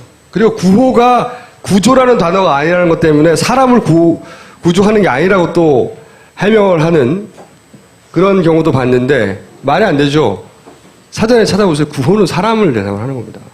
어디 물건을 구호합니까? 여하간 첫 번째 레이어는 그런 결탁이 있었고 그런 과오와 그런 거짓말들이 존재했다고 저는 생각하고요. 두 번째 레이어에 이어서는 분명히 언딘이 문제가 많고 해명도 거짓말인데 왜 이렇게 빠져나갈 수 있는지 그 이유를 저도 모르겠어요. 아직까지는. 그 부분에 대해서는 김보엽 기자와 함께 다음 주까지 우리가 이해할 수 있을 만큼만 이해해서 두 번째를 채우고요. 정부의 책임에 대해서 꼭 짚어야 되죠. 사실 이게 깔끔하게 정리되지 않으면 사람들이 이해가 안 가니까 온갖 음모론이 난무할 수밖에 없어요. 제가 하는 것조차 음모론이라고 주장하지만 알바들은 음모론일 수 있습니다. 아니, 그 얘기 관련해서 하나 덧붙이면 오늘 이제 내일치 신문으로 나올 얘기인데 미국이나 전 세계 일하고 있는 한국인 출신 학자 플러스 거기에 성명을 냈는데 외국인들도 동참을 해서 1000명이 넘는 1073분의 학자들이 성명서를 냅니다. 이 세월호 참사는 대한민국의 자성을 촉구하는 거다. 뭐 이런 식의 내용인데 그 내용을 보면 몇 가지, 5가지 요구를 하는데 아주 핵심적인 내용으로 이 사건은 정부한테 책임이 있다. 그리고 그렇죠. 청와대와 대통령도 정부를 제대로 관장하고 관리하지 못한 책임이 있다. 어떻게 책임을 질 것인가를 분명하게 밝혀라. 이런 대목이 있습니다. 그렇죠. 사실 이런 복마절이 있었다고 칩시다. 업체와 해경 일부가 유착을 하고 자기들 이익을 위해서 폭주하고 있었다고 칩시다. 이걸 막을 수 있는 권한을 대통령한테 줬죠. 국민들이 위임했어요. 할 수 있었어요. 이 사건을 왜 못했는지 모르겠어요. 안 한 건지 못한 건지. 지난번에 그런 얘기 잠깐 했는데 대통령이 누구지? 이런 궁금증이 들었다고. 최근에 제가 뉴스를 하나 보다가 그런 생각도 했습니다. YTN에서 북한 뉴스 많이 내보내야 되잖아요. 어떻게 해보려고. 여기저기서 북한 뉴스 안 통하죠.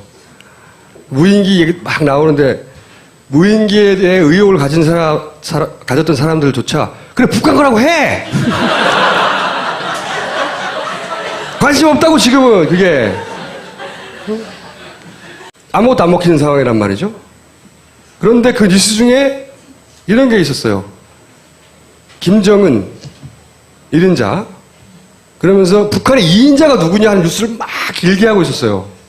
북한의 2인자 막 심각하게 북한 전문가가 나와서 종편 채널에서 한참 동안 제가 그걸 보다가 그런 생각이 났어요.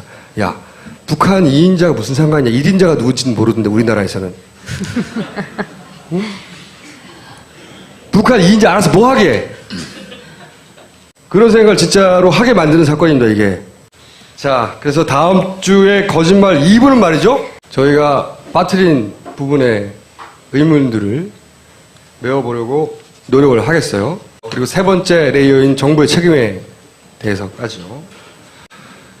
그리고 저는 개인적으로 이 사건을 어떻게 대할 것인지 생각을 정리를 했습니다. 두 분은 이 사건을 어떻게 대하실 생각입니까, 앞으로? 어떤 분들은 이제 일상으로 돌아가신 분들도 있어요. 전 탓하지 않습니다. 어떤 분들은 길로 나가신 분들도 있고요. 어떤 분들은 서명을 하고, 어떤 분들은 돈을 모으고, 어떤 분들은 조문도 하고, 여러 가지가 있잖아요. 두 분은 어떻게 하실 생각입니까? 언론인이 할 수 있는 게 한 가지밖에 더 있겠습니까? 받아쓰기가 있고요. 그리고 또 자세히 받아쓰기가 또 따로 있어요.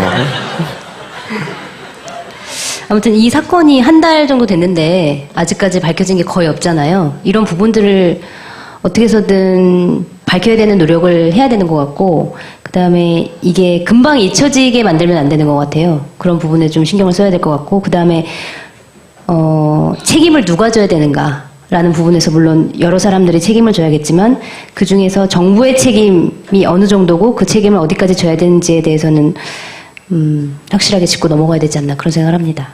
저는 오늘 이 내용을 준비하다가 그런 생각을 했습니다. 초반에 막 슬퍼하는 사람들이 있었어요. 라디오, 텔레비 이런 데 나와가지고 막 제발 기적이 있기만을. 그런 라디오 진행자들 다 까까거리고 웃고 있어요, 지금. 그게 잘못됐다는 게 아니에요. 충분히 슬퍼하고 막 울고 나면 내가 할 바를 다 한 것 같아요. 한 구석에서는 내가 더 이상 내가 할 수 있는 게 없었지. 내가 이렇게까지 슬퍼했으면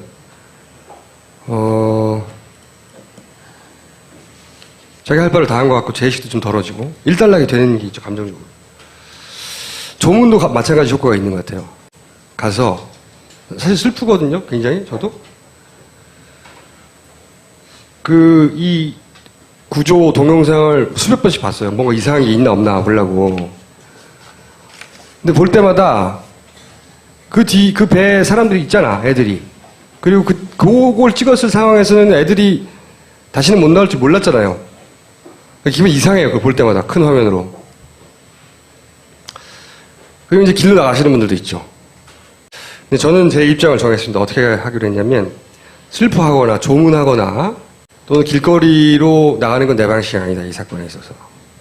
저는 모두가 각자의 선택이지만 의문하기를 멈추지 않기로 했어요. 그게 저 나름의 김어준의 추모 방식이다. 오늘 여기까지 하겠습니다. 감사합니다. 네.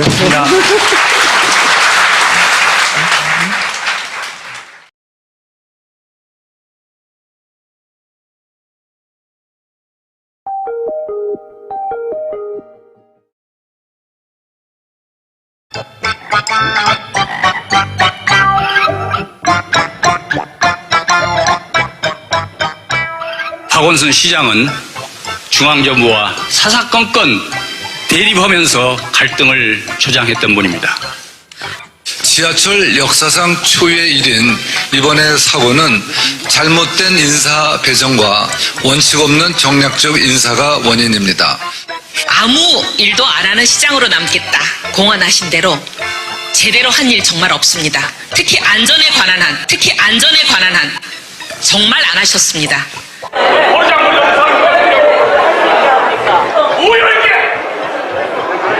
그냥 뭐가 잘못됐던 거야?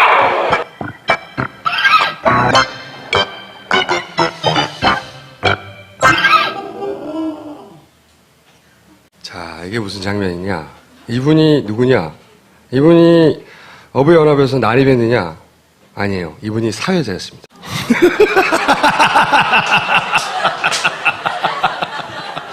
자, 이분이 사회를 보다가 벌떡 일어나가지고 어떤 상황이 있는지 송채경 기자가 정리를 해드리겠습니다.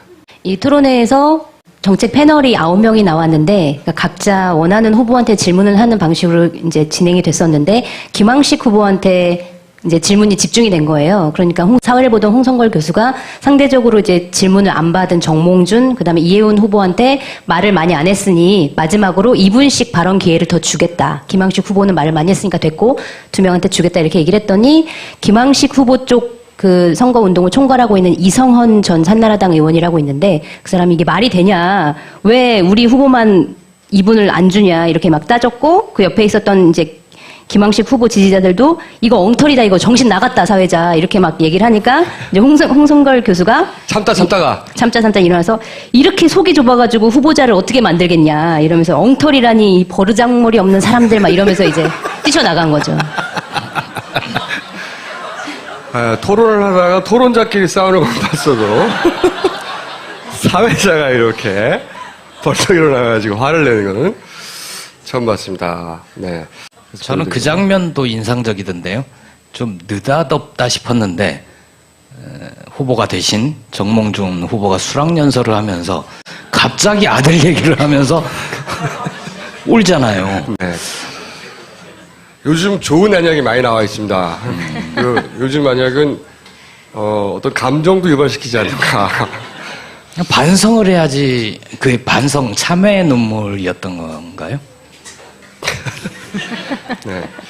요 뉴스 어차피 이제 잘 먹고 잘 쉬면 장땡이다 이런 철학으로 운영을 하고 있다고 하고요.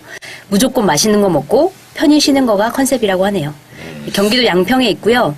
회사 여주도 단체 대화요. 슬리핑. 우리 좀 바쁜 일 끝나고 단체로 한번 이용. 좋아요. 그다음에 세 번째는 KFC 의리의 협찬사인 웅진 지식하우스가 제공하는 바른 마음이란 책이고 책 저자가 조너선 하이트라는 사람인데 이 사람이 테드 강연을 한 게 엄청난 인기를 모아가지고 조회수 300만 회 이상을 기록했다고 하는데 제가 그 강의를 봤거든요.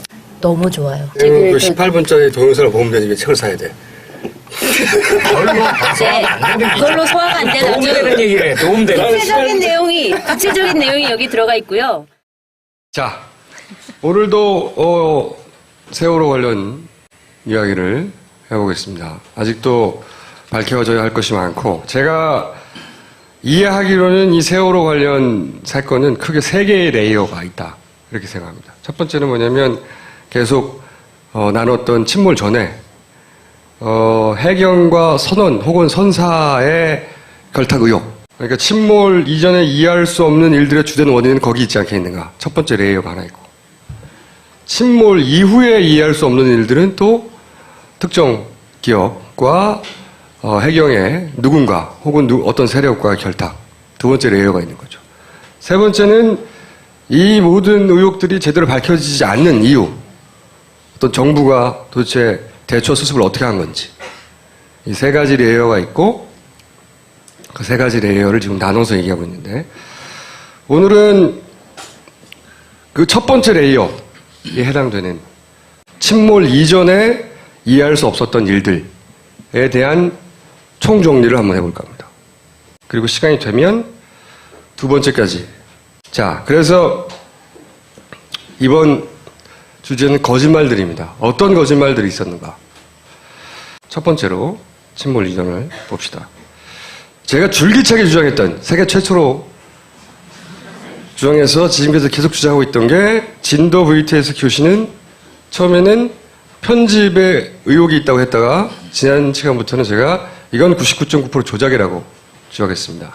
그 이유 중에 결정적으로 들었던 것이 이게 이제 관제센터, 관제사 앞에 테이블 앞에 있는 기계인데 전화기처럼 생겼다고 해가지고 VHF 텔레폰이라고 부른다고 제가 말씀드렸어요.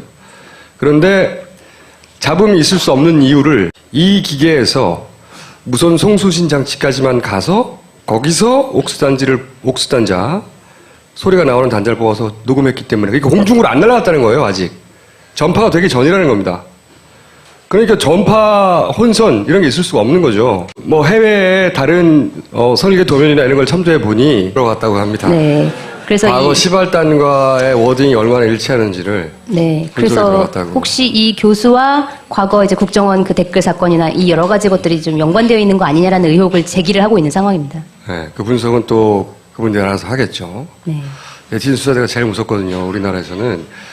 근데 제가 이제 지난주에도 잠깐 말씀드렸지만 이런 걸 보면 역시 댓글 관제센터를 열어야 되겠다는 생각을 합니다. 댓글 관제센터를 열어서 이 포탈의 댓글을 통해서 여론이 침몰할 때 우리 민간 알바사들이 순조해가지고 여론을 군환하는 그런 댓글 관제센터를 제가 곧 개설하도록 하겠습니다. 그렇게 되면 여러분들은 이제 할 일이 그렇게 복잡하지 않아요. 간단합니다. 왜냐면 우린 다 휴대폰이 있거든요. 예를 들어서 네이버 3회에서 여론 침몰 중. 그러면 달려가는 거예요. 달려간다는 게 클릭만 하면 되잖아요. 그리고 거기 알바들한테 엄청난 댓글들을 먹이는 거죠, 막. 그리고 일상으로 돌아가시면 됩니다. 거기는 돈을 써야 되지만 저희는 하루에 한 30초 정도만 투자하면 제가 이 프로젝트를 준비를 끝내면 발표하도록 하겠습니다. 네. 기대해 주시고 많은 자원봉사 부탁드립니다. 예, MBC 문제가 나와서 말씀드리면 김장겸 국장이 현재 뉴스데스크를 좀 망친 분입니다. 이 사건이 있기 전에도 보시면 어느 날 MBC 뉴스에 우리로 치면 일면 톱 헤드라인 뉴스로 동물 관련된 뉴스가 굉장히 많습니다. 뉴스 데스크를 동물의 왕국으로 만드는데 지대한 공헌을 하십니다.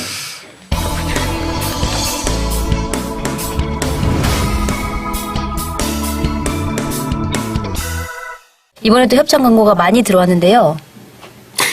이걸 얘기를 해야 되겠죠?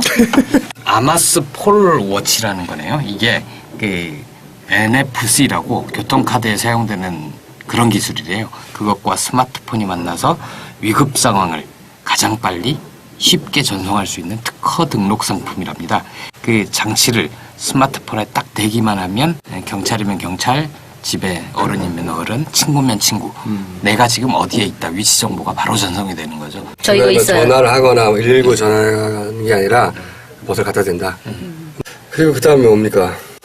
그다음에 힐링클럽인데요. 일단은 김어준의 KFC 청취자 30명에게 무료 체험 이벤트를 하고 있다고 하는데요. 무료는 좋은 거예요. 네, 제가 가고 싶네요. 뭐 어떤 컨셉이냐면은 뭐 힐링이 뭐 별거냐.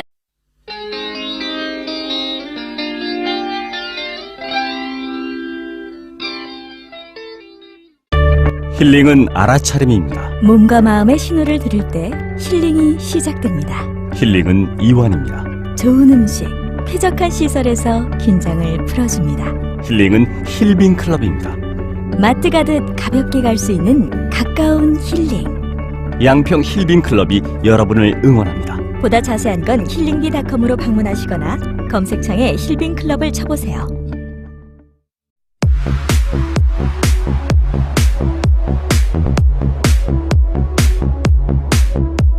16개 경찰서에 공식 공급하는 검증된 특허 상품 아마스 폴 워치. 긴급 상황에 아마스 폴 워치를 스마트폰에 갖다 대기만 하면 바로 가족, 친구 혹은 경찰에게 긴급 문자와 실시간 위치 정보를 보낼 수 있습니다.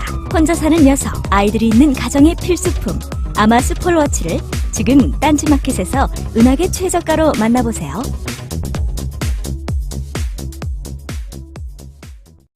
중세 장인들의 무드지를 그대로 재현한 황야의 1위. 오파코 가죽 제품이 더욱 업그레이드 되었습니다. 빈티지 샤첼백과 다이어리, 노트 커버, 그리고 아이패드 커버까지 신뢰하기 힘든 가죽 제품. 이제 딴지마켓에서 검증된 상품을 은하계 최저가로 구입하세요.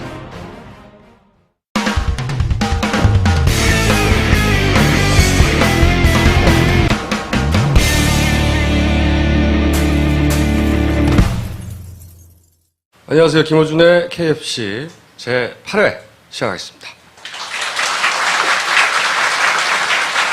2주간의 휴식을 끝내고 김보혁 기자가 머리에 상당량의 젤을 바르고 다시 출연했습니다. 김보혁 기자 나오셨습니다. 네. 안녕하세요.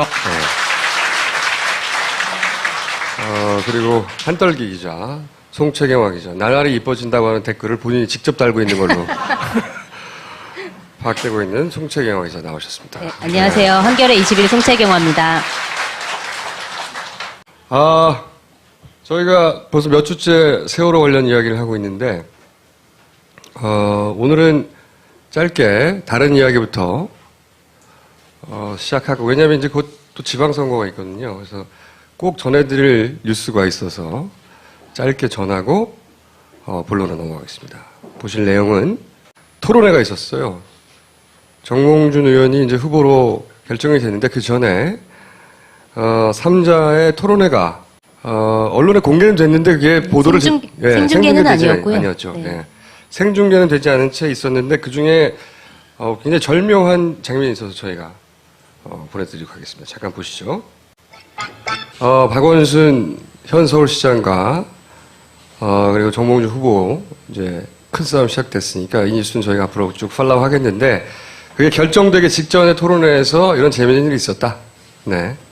이야기. 그리고 또 취재하신 게 요즘 송채경 기자가 취재력이 무섭습니다. 네. 일단 네. 저 무서운 거 꺼내봐요. 네, 이거는 뭐 취재라기보다는 그냥 요새 막말이 많아서 네, 어떤 막말이 좀 나왔는지에 대해서 좀 몇 가지를 짚고 넘어갈 부분이 있어서 말씀을 드리면 KBS, MBC 간부들이 이제 막말을 한 게 있었어요. 그 예전에 이거는 꽤 된 얘기인데 KBS 김시곤 전 보도국장이 뭐 교통사고 사망자 숫자와 세월호 침몰 희생자 숫자를 비교하는 취지의 발언을 해서 이제 문제가 됐었고 사표를 냈고, 그다음에 MBC 김장겸 보도국장도 이제 4월 25일 편집회의에서 이제 세월호 사고 실종자 가족들을 두고 완전 깡패다, 유족 맞냐 이렇게 얘기를 해서 지금 문매를 맞고 있고요. 그다음에 MBC 박상우 보도국 전국 부장 이분도 이제 8일에 KBS 간부들이 이제 분향소 갔다가 유족들한테 이제 비판을 받은 일이 있었잖아요. 그 얘기를 하면서 뭐하러 거길 가냐. 그런 놈들은 조문해줄 필요가 없다. 관심을 가져주지 말아야 된다. 그런 놈들은. 이렇게 발언을 했다는 내용이 MBC 노조를 통해서 밝혀졌는데요. 이제 이것 때문에 이제 유가족들이 굉장히 상처를 많이 받아서 이 막말에 대해서 어떻게 대응을 해야 되는지 좀 대책을 강구하고 있다고 합니다. 그렇군요. 최근에 또 뭐 교수님의 발언도 있잖아요. 네, 맞습니다. 홍익대 김호월 교수 네. 발언이 좀 문제가 되고 있는데요. 김 교수가 지난 9일 박 대통령과 이제 면담을 요구한 세월호 피해자 가족들이 이제 청와대에 가고 이런 행위에 대해서 자기의 페이스북에 대통령이 세월호 주인이냐, 왜 유가족은 청와대에 가서 시위를 하냐 이러면서 유가족이 무슨 벼슬을 딴 것처럼 생 난리를 친다 이렇게 얘기를 했고, 유가족에 대해서 이래서 미개인이란 욕을 먹는 거다 그러면서 예의도 없는 짐승들에게 무슨 지원을 하냐 이렇게 막말을 했었고요. 그래서 이제 김호월 교수는 결국 어제 사표를 내고 이제 학교를 그만뒀고요. 네, 네티즌 수사대가 발견한 게 하나 좀 재밌는 게 있는데. 요즘 네티즌 수사대가 제일 무서워요. 네. 그러니까 기존의 언론에서 보도된 거는 방금 제가 말씀드린 이런 내용들이 페이스북에 올라와 있는 내용이었는데, 이 네티즌 수사대가 페이스북을 중심으로 김호월 교수가 트위터 활동을 하지 않았을까라는 의문을 가지고 이제 막 파헤쳐 보다가 그 같은 아이디를 쓰는 트위터 계정을 하나 발견했어요. 그 계정 이름은 진리와 자유라는 이름의 트위터 계정인데, 한 1만 건이 넘는 트위터, 그 트윗을 올린 게 여기서 나와 있었고, 그 내용은 굉장히 예전에 그 국정원 여론조작 사건 때 트윗 활동, 그 비슷한 내용들이 굉장히 많이 들어가 있었다고 하는데, 그건 지금 현재 지워진 상황이고, 다만 이제 그 네티즌 수사대 이분들이 그거를 저장을 해서 PDF 파일로 모아놓은 건 아직까지 돌아다니고 있는 것 같은데. 분석에 그에 우리로 치면 일면 톱, 헤드라인 뉴스로 동물 관련된 뉴스가 굉장히 많이 옵니다. 뉴스 데스크를 동물의 왕국으로 만드는데 지대한 공헌을 하십니다.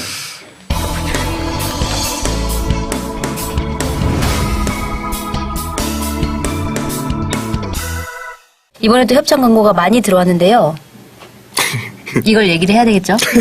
아마스 폴 워치라는 거네요. 이게 NFC라고 교통카드에 사용되는 그런 기술이래요. 그것과 스마트폰이 만나서 위급 상황을 가장 빨리 쉽게 전송할 수 있는 특허 등록 상품이랍니다. 그 장치를 스마트폰에 딱 대기만 하면 경찰이면 경찰, 집에 어른이면 어른, 친구면 친구. 내가 지금 어디에 있다 위치 정보가 바로 전송이 되는 거죠. 저 이거 있어요. 전화를 하거나 119 전화하는 게 아니라 버스를 갖다 댄다. 그리고 그 다음에 뭡니까? 그다음에 힐링클럽인데요. 일단은 김어준의 KFC 청취자 30명에게 무료 체험 이벤트를 하고 있다고 하는데요. 무료는 좋은 거예요. 네, 제가 가고 싶네요. 어떤 컨셉이냐면은 힐링이 별거냐, 잘 먹고 잘 쉬면 장땡이다 이런 철학으로 운영을 하고 있다고 하고요. 무조건 맛있는 거 먹고 편히 쉬는 거가 컨셉이라고 하네요. 경기도 양평에 있고요. 회사 여직원 이거는 슬리핑이다, 슬리핑. 우리 좀 바쁜 일 끝나고 단체로 한번 이용. 좋아요. 그다음에 세 번째는 KFC 의리의 협찬사인 웅진 지식하우스가 제공하는 바른마음이란 책이고, 책 저자가 조너선 하이트라는 사람인데, 이 사람이 테드 강연을 한 게 엄청난 인기를 모아가지고 조회수 300만 회 이상을 기록했다고 하는데, 제가 그 강의를 봤거든요. 너무 좋아요. 그 18분짜리 동영상을 보면 되지 왜 책을 사야 돼? 그걸로 소화가 안 되는 도움되는 얘기래. 도움되는. 구체적인 내용이 여기 들어가 있고요.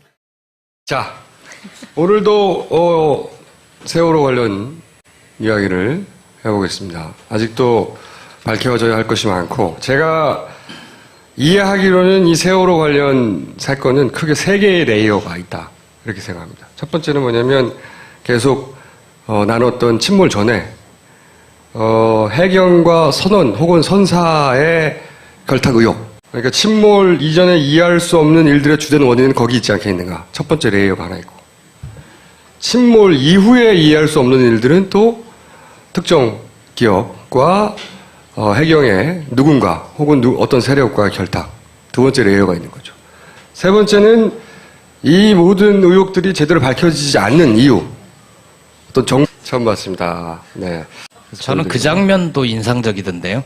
좀 느닷없다 싶었는데 후보가 되신 정몽준 후보가 수락연설을 하면서 갑자기 아들 얘기를 하면서 울잖아요. 네.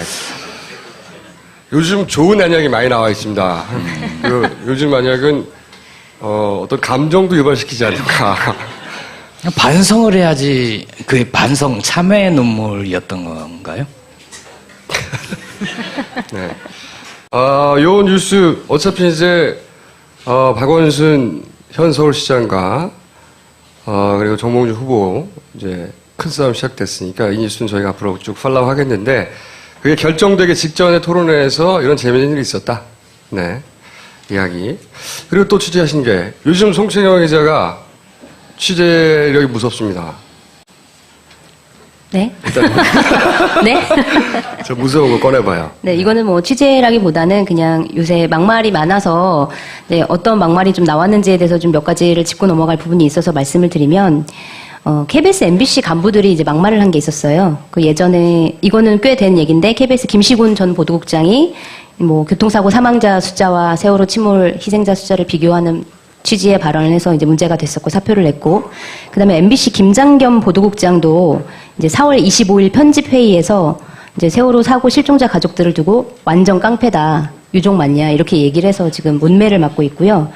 그다음에 MBC 박상우 보도국 전국 부장 이분도 이제 8일에 KBS 간부들이 이제 분향소 갔다가 유족들한테 이제 비판을 받은 일이 있었잖아요. 그 얘기를 하면서 뭐하러 거길 가냐. 그런 놈들은 조문해줄 필요가 없다. 관심을 가져주지 말아야 된다. 그런 놈들은. 이렇게 발언을 했다는 내용이 MBC 노조를 통해서 밝혀졌는데요. 이제 이것 때문에 이제 유가족들이 굉장히 상처를 많이 받아서 이 막말에 대해서 어떻게 대응을 해야 되는지 좀 대책을 강구하고 있다고 합니다. 그렇군요. 최근에 또 뭐 교수님의 발언도 있잖아요. 네, 맞습니다. 홍익대 김호월 교수 네. 발언이 좀 문제가 되고 있는데요.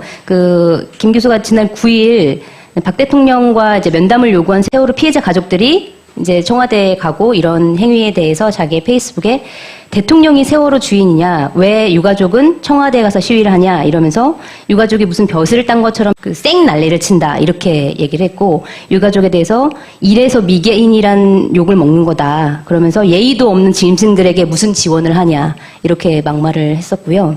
그래서 이제 김호월 교수는 결국 어제 사표를 내고 됐는데 그 전에 3자의 토론회가 언론에 공개는 됐는데 그게 보도를 생중계는 아니었고요. 아니었죠. 네. 네. 생중계는 되지 않은 채 있었는데 그 중에 굉장히 절묘한 장면이 있어서 저희가 보내드리도록 하겠습니다. 잠깐 보시죠.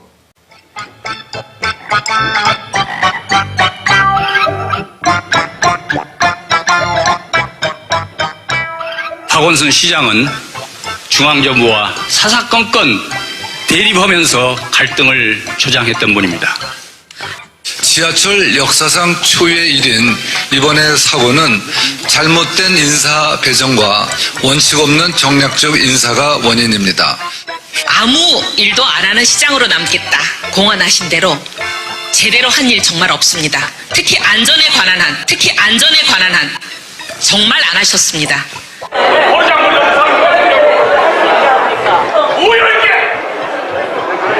그냥 뭐가 잘못됐다는 거야?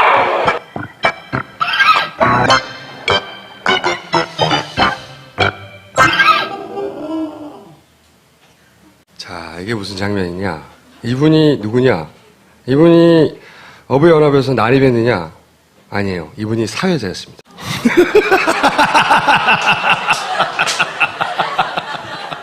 자, 이분이 사회를 보다가 벌떡 일어나가지고 어떤 상황이 있는지 송채경 기자가 정리를 해드리겠습니다. 이 토론회에서 정책 패널이 9명이 나왔는데 그러니까 각자 원하는 후보한테 질문을 하는 방식으로 이제 진행이 됐었는데 김황식 후보한테 이제 질문이 집중이 된 거예요. 그러니까 사회를 보던 홍성걸 교수가 상대적으로 이제 질문을 안 받은 정몽준, 그다음에 이혜훈 후보한테 말을 많이 안 했으니 마지막으로 2분씩 발언 기회를 더 주겠다. 김황식 후보는 말을 많이 했으니까 됐고 2명한테 주겠다 이렇게 얘기를 했더니 김황식 후보 쪽 그 선거운동을 총괄하고 있는 이성헌 전 산나라당 의원이라고 있는데 그 사람이 이게 말이 되냐, 왜 우리 후보만 2분을 안 주냐 이렇게 막 따졌고, 그 옆에 있었던 이제 김황식 후보 지지자들도 이거 엉터리다, 이거 정신 나갔다 사회자 이렇게 막 얘기를 하니까 이제 홍성걸 교수가 참다가 참자 일어나서 이렇게 속이 좁아가지고 후보자를 어떻게 만들겠냐 이러면서 엉터리라니 이 버르장머리 없는 사람들 막 이러면서 이제 뛰쳐나간 거죠.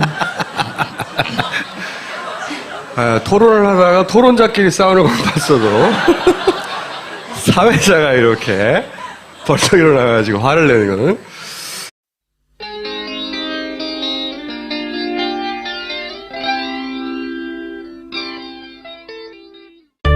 힐링은 알아차림입니다. 몸과 마음의 신호를 들을 때 힐링이 시작됩니다. 힐링은 이완입니다.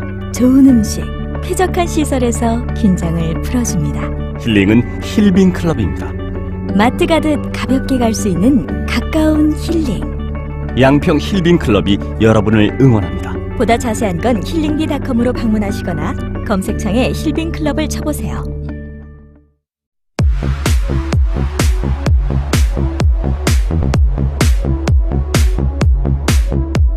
(16개) 경찰서에 공식 공급하는 검증된 특허 상품 아마스 폴워치. 긴급 상황에 아마스 폴워치를 스마트폰에 갖다 대기만 하면 바로 가족, 친구 혹은 경찰에게 긴급 문자와 실시간 위치 정보를 보낼 수 있습니다. 혼자 사는 여성, 아이들이 있는 가정의 필수품 아마스 폴워치를 지금 딴지마켓에서 은하계 최저가로 만나보세요.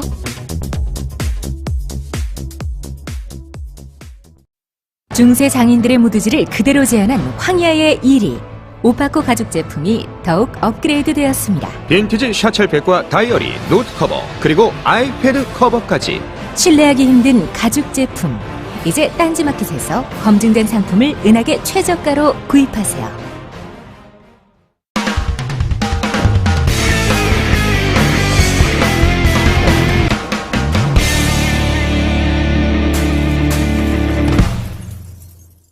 안녕하세요. 김호준의 KFC 제8회 시작하겠습니다. 2주간의 휴식을 끝내고 김보혁 기자가 머리에 상당량의 젤을 바르고 다시 출연했습니다. 김보혁 기자 나오셨습니다. 네. 안녕하세요. 네. 그리고 한떨기 기자, 송채경화 기자, 날알이 이뻐진다고 하는 댓글을 본인이 직접 달고 있는 걸로 파악되고 있는 송채경화 기자 나오셨습니다. 네, 안녕하세요. 네. 한겨레 21 송채경화입니다. 저희가 벌써 몇 주째 세월호 관련 이야기를 하고 있는데, 오늘은 짧게 다른 이야기부터 시작하고, 왜냐하면 이제 곧 또 지방선거가 있거든요. 그래서 꼭 전해드릴 뉴스가 있어서 짧게 전하고 본론으로 넘어가겠습니다. 보실 내용은 토론회가 있었어요. 정몽준 의원이 이제 후보로 이제 학교를 그만뒀고요. 그다음에 네티즌 수사대가 발견한 게 하나 좀 재밌는 게 있는데. 요즘 네티즌 수사대가 제일 무서워요. 네. 그러니까 기존의 언론에서 보도된 거는 방금 제가 말씀드린 이런 내용들이 페이스북에 올라와 있는 내용이었는데, 이 네티즌 수사대가 페이스북을 중심으로 김호월 교수가 트위터 활동을 하지 않았을까라는 의문을 가지고 이제 막 파헤쳐 보다가 그 같은 아이디를 쓰는 트위터 계정을 하나 발견했어요. 그 계정 이름은 진리와 자유라는 이름의 트위터 계정인데, 한 1만 건이 넘는 트위터 그 트윗을 올린 게 여기서 나와 있었고, 그 내용은 굉장히 예전에 그 국정원 여론조작 사건 때 트윗 활동 그 비슷한 내용들이 굉장히 많이 들어가 있었다고 하는데, 그건 지금 현재 지워진 상황이고, 다만 이제 그 네티즌 수사대 이분들이 그거를 저장을 해서 PDF 파일로 모아놓은 건 아직까지 돌아다니고 있는 것 같은데, 분석에 들어갔다고 합니다. 네. 그래서 과거 시발단과의 워딩이 얼마나 일치하는지를. 네. 그래서 혹시 이 교수와 과거 이제 국정원 그 댓글 사건이나 이 여러 가지 것들이 좀 연관되어 있는 거 아니냐라는 의혹을 제기를 하고 있는 상황입니다. 네. 그 분석은 또 그분들이 알아서 하겠죠. 네. 네티즌 수사대가 제일 무섭거든요, 우리나라에서는. 근데 제가 이제 지난주에도 잠깐 말씀드렸지만, 이런 걸 보면 역시 댓글 관제센터를 열어야 되겠다는 생각을 합니다. 댓글 관제센터를 열어서 이 포탈의 댓글을 통해서 여론이 침몰할 때 우리 민간 알바사들이 순조해가지고 여론을 군환하는 그런 댓글 관제센터를 제가 곧 개설하도록 하겠습니다. 그렇게 되면 여러분들은 이제 할 일이 그렇게 복잡하지 않아요. 간단합니다. 왜냐면 우린 다 휴대폰이 있거든요. 예를 들어서 네이버 3회에서 여론 침몰 중. 그러면 달려가는 거예요. 달려간다는 게 클릭만 하면 되잖아요. 그리고 거기 알바들한테 엄청난 댓글들을 먹이는 거죠, 막. 그리고 일상으로 돌아가시면 됩니다. 거기는 돈을 써야 되지만, 저희는 하루에 한 30초 정도만 투자하면, 제가 이 프로젝트를 준비를 끝내면 발표하도록 하겠습니다. 네. 기대해 주시고, 많은 자원봉사 부탁드립니다. 예, MBC 문제가 나와서 말씀드리면 이 김장겸 국장이 현재 뉴스데스크를 좀 망친 분입니다. 이 사건이 있기 전에도 보시면 어느 날 MBC 뉴스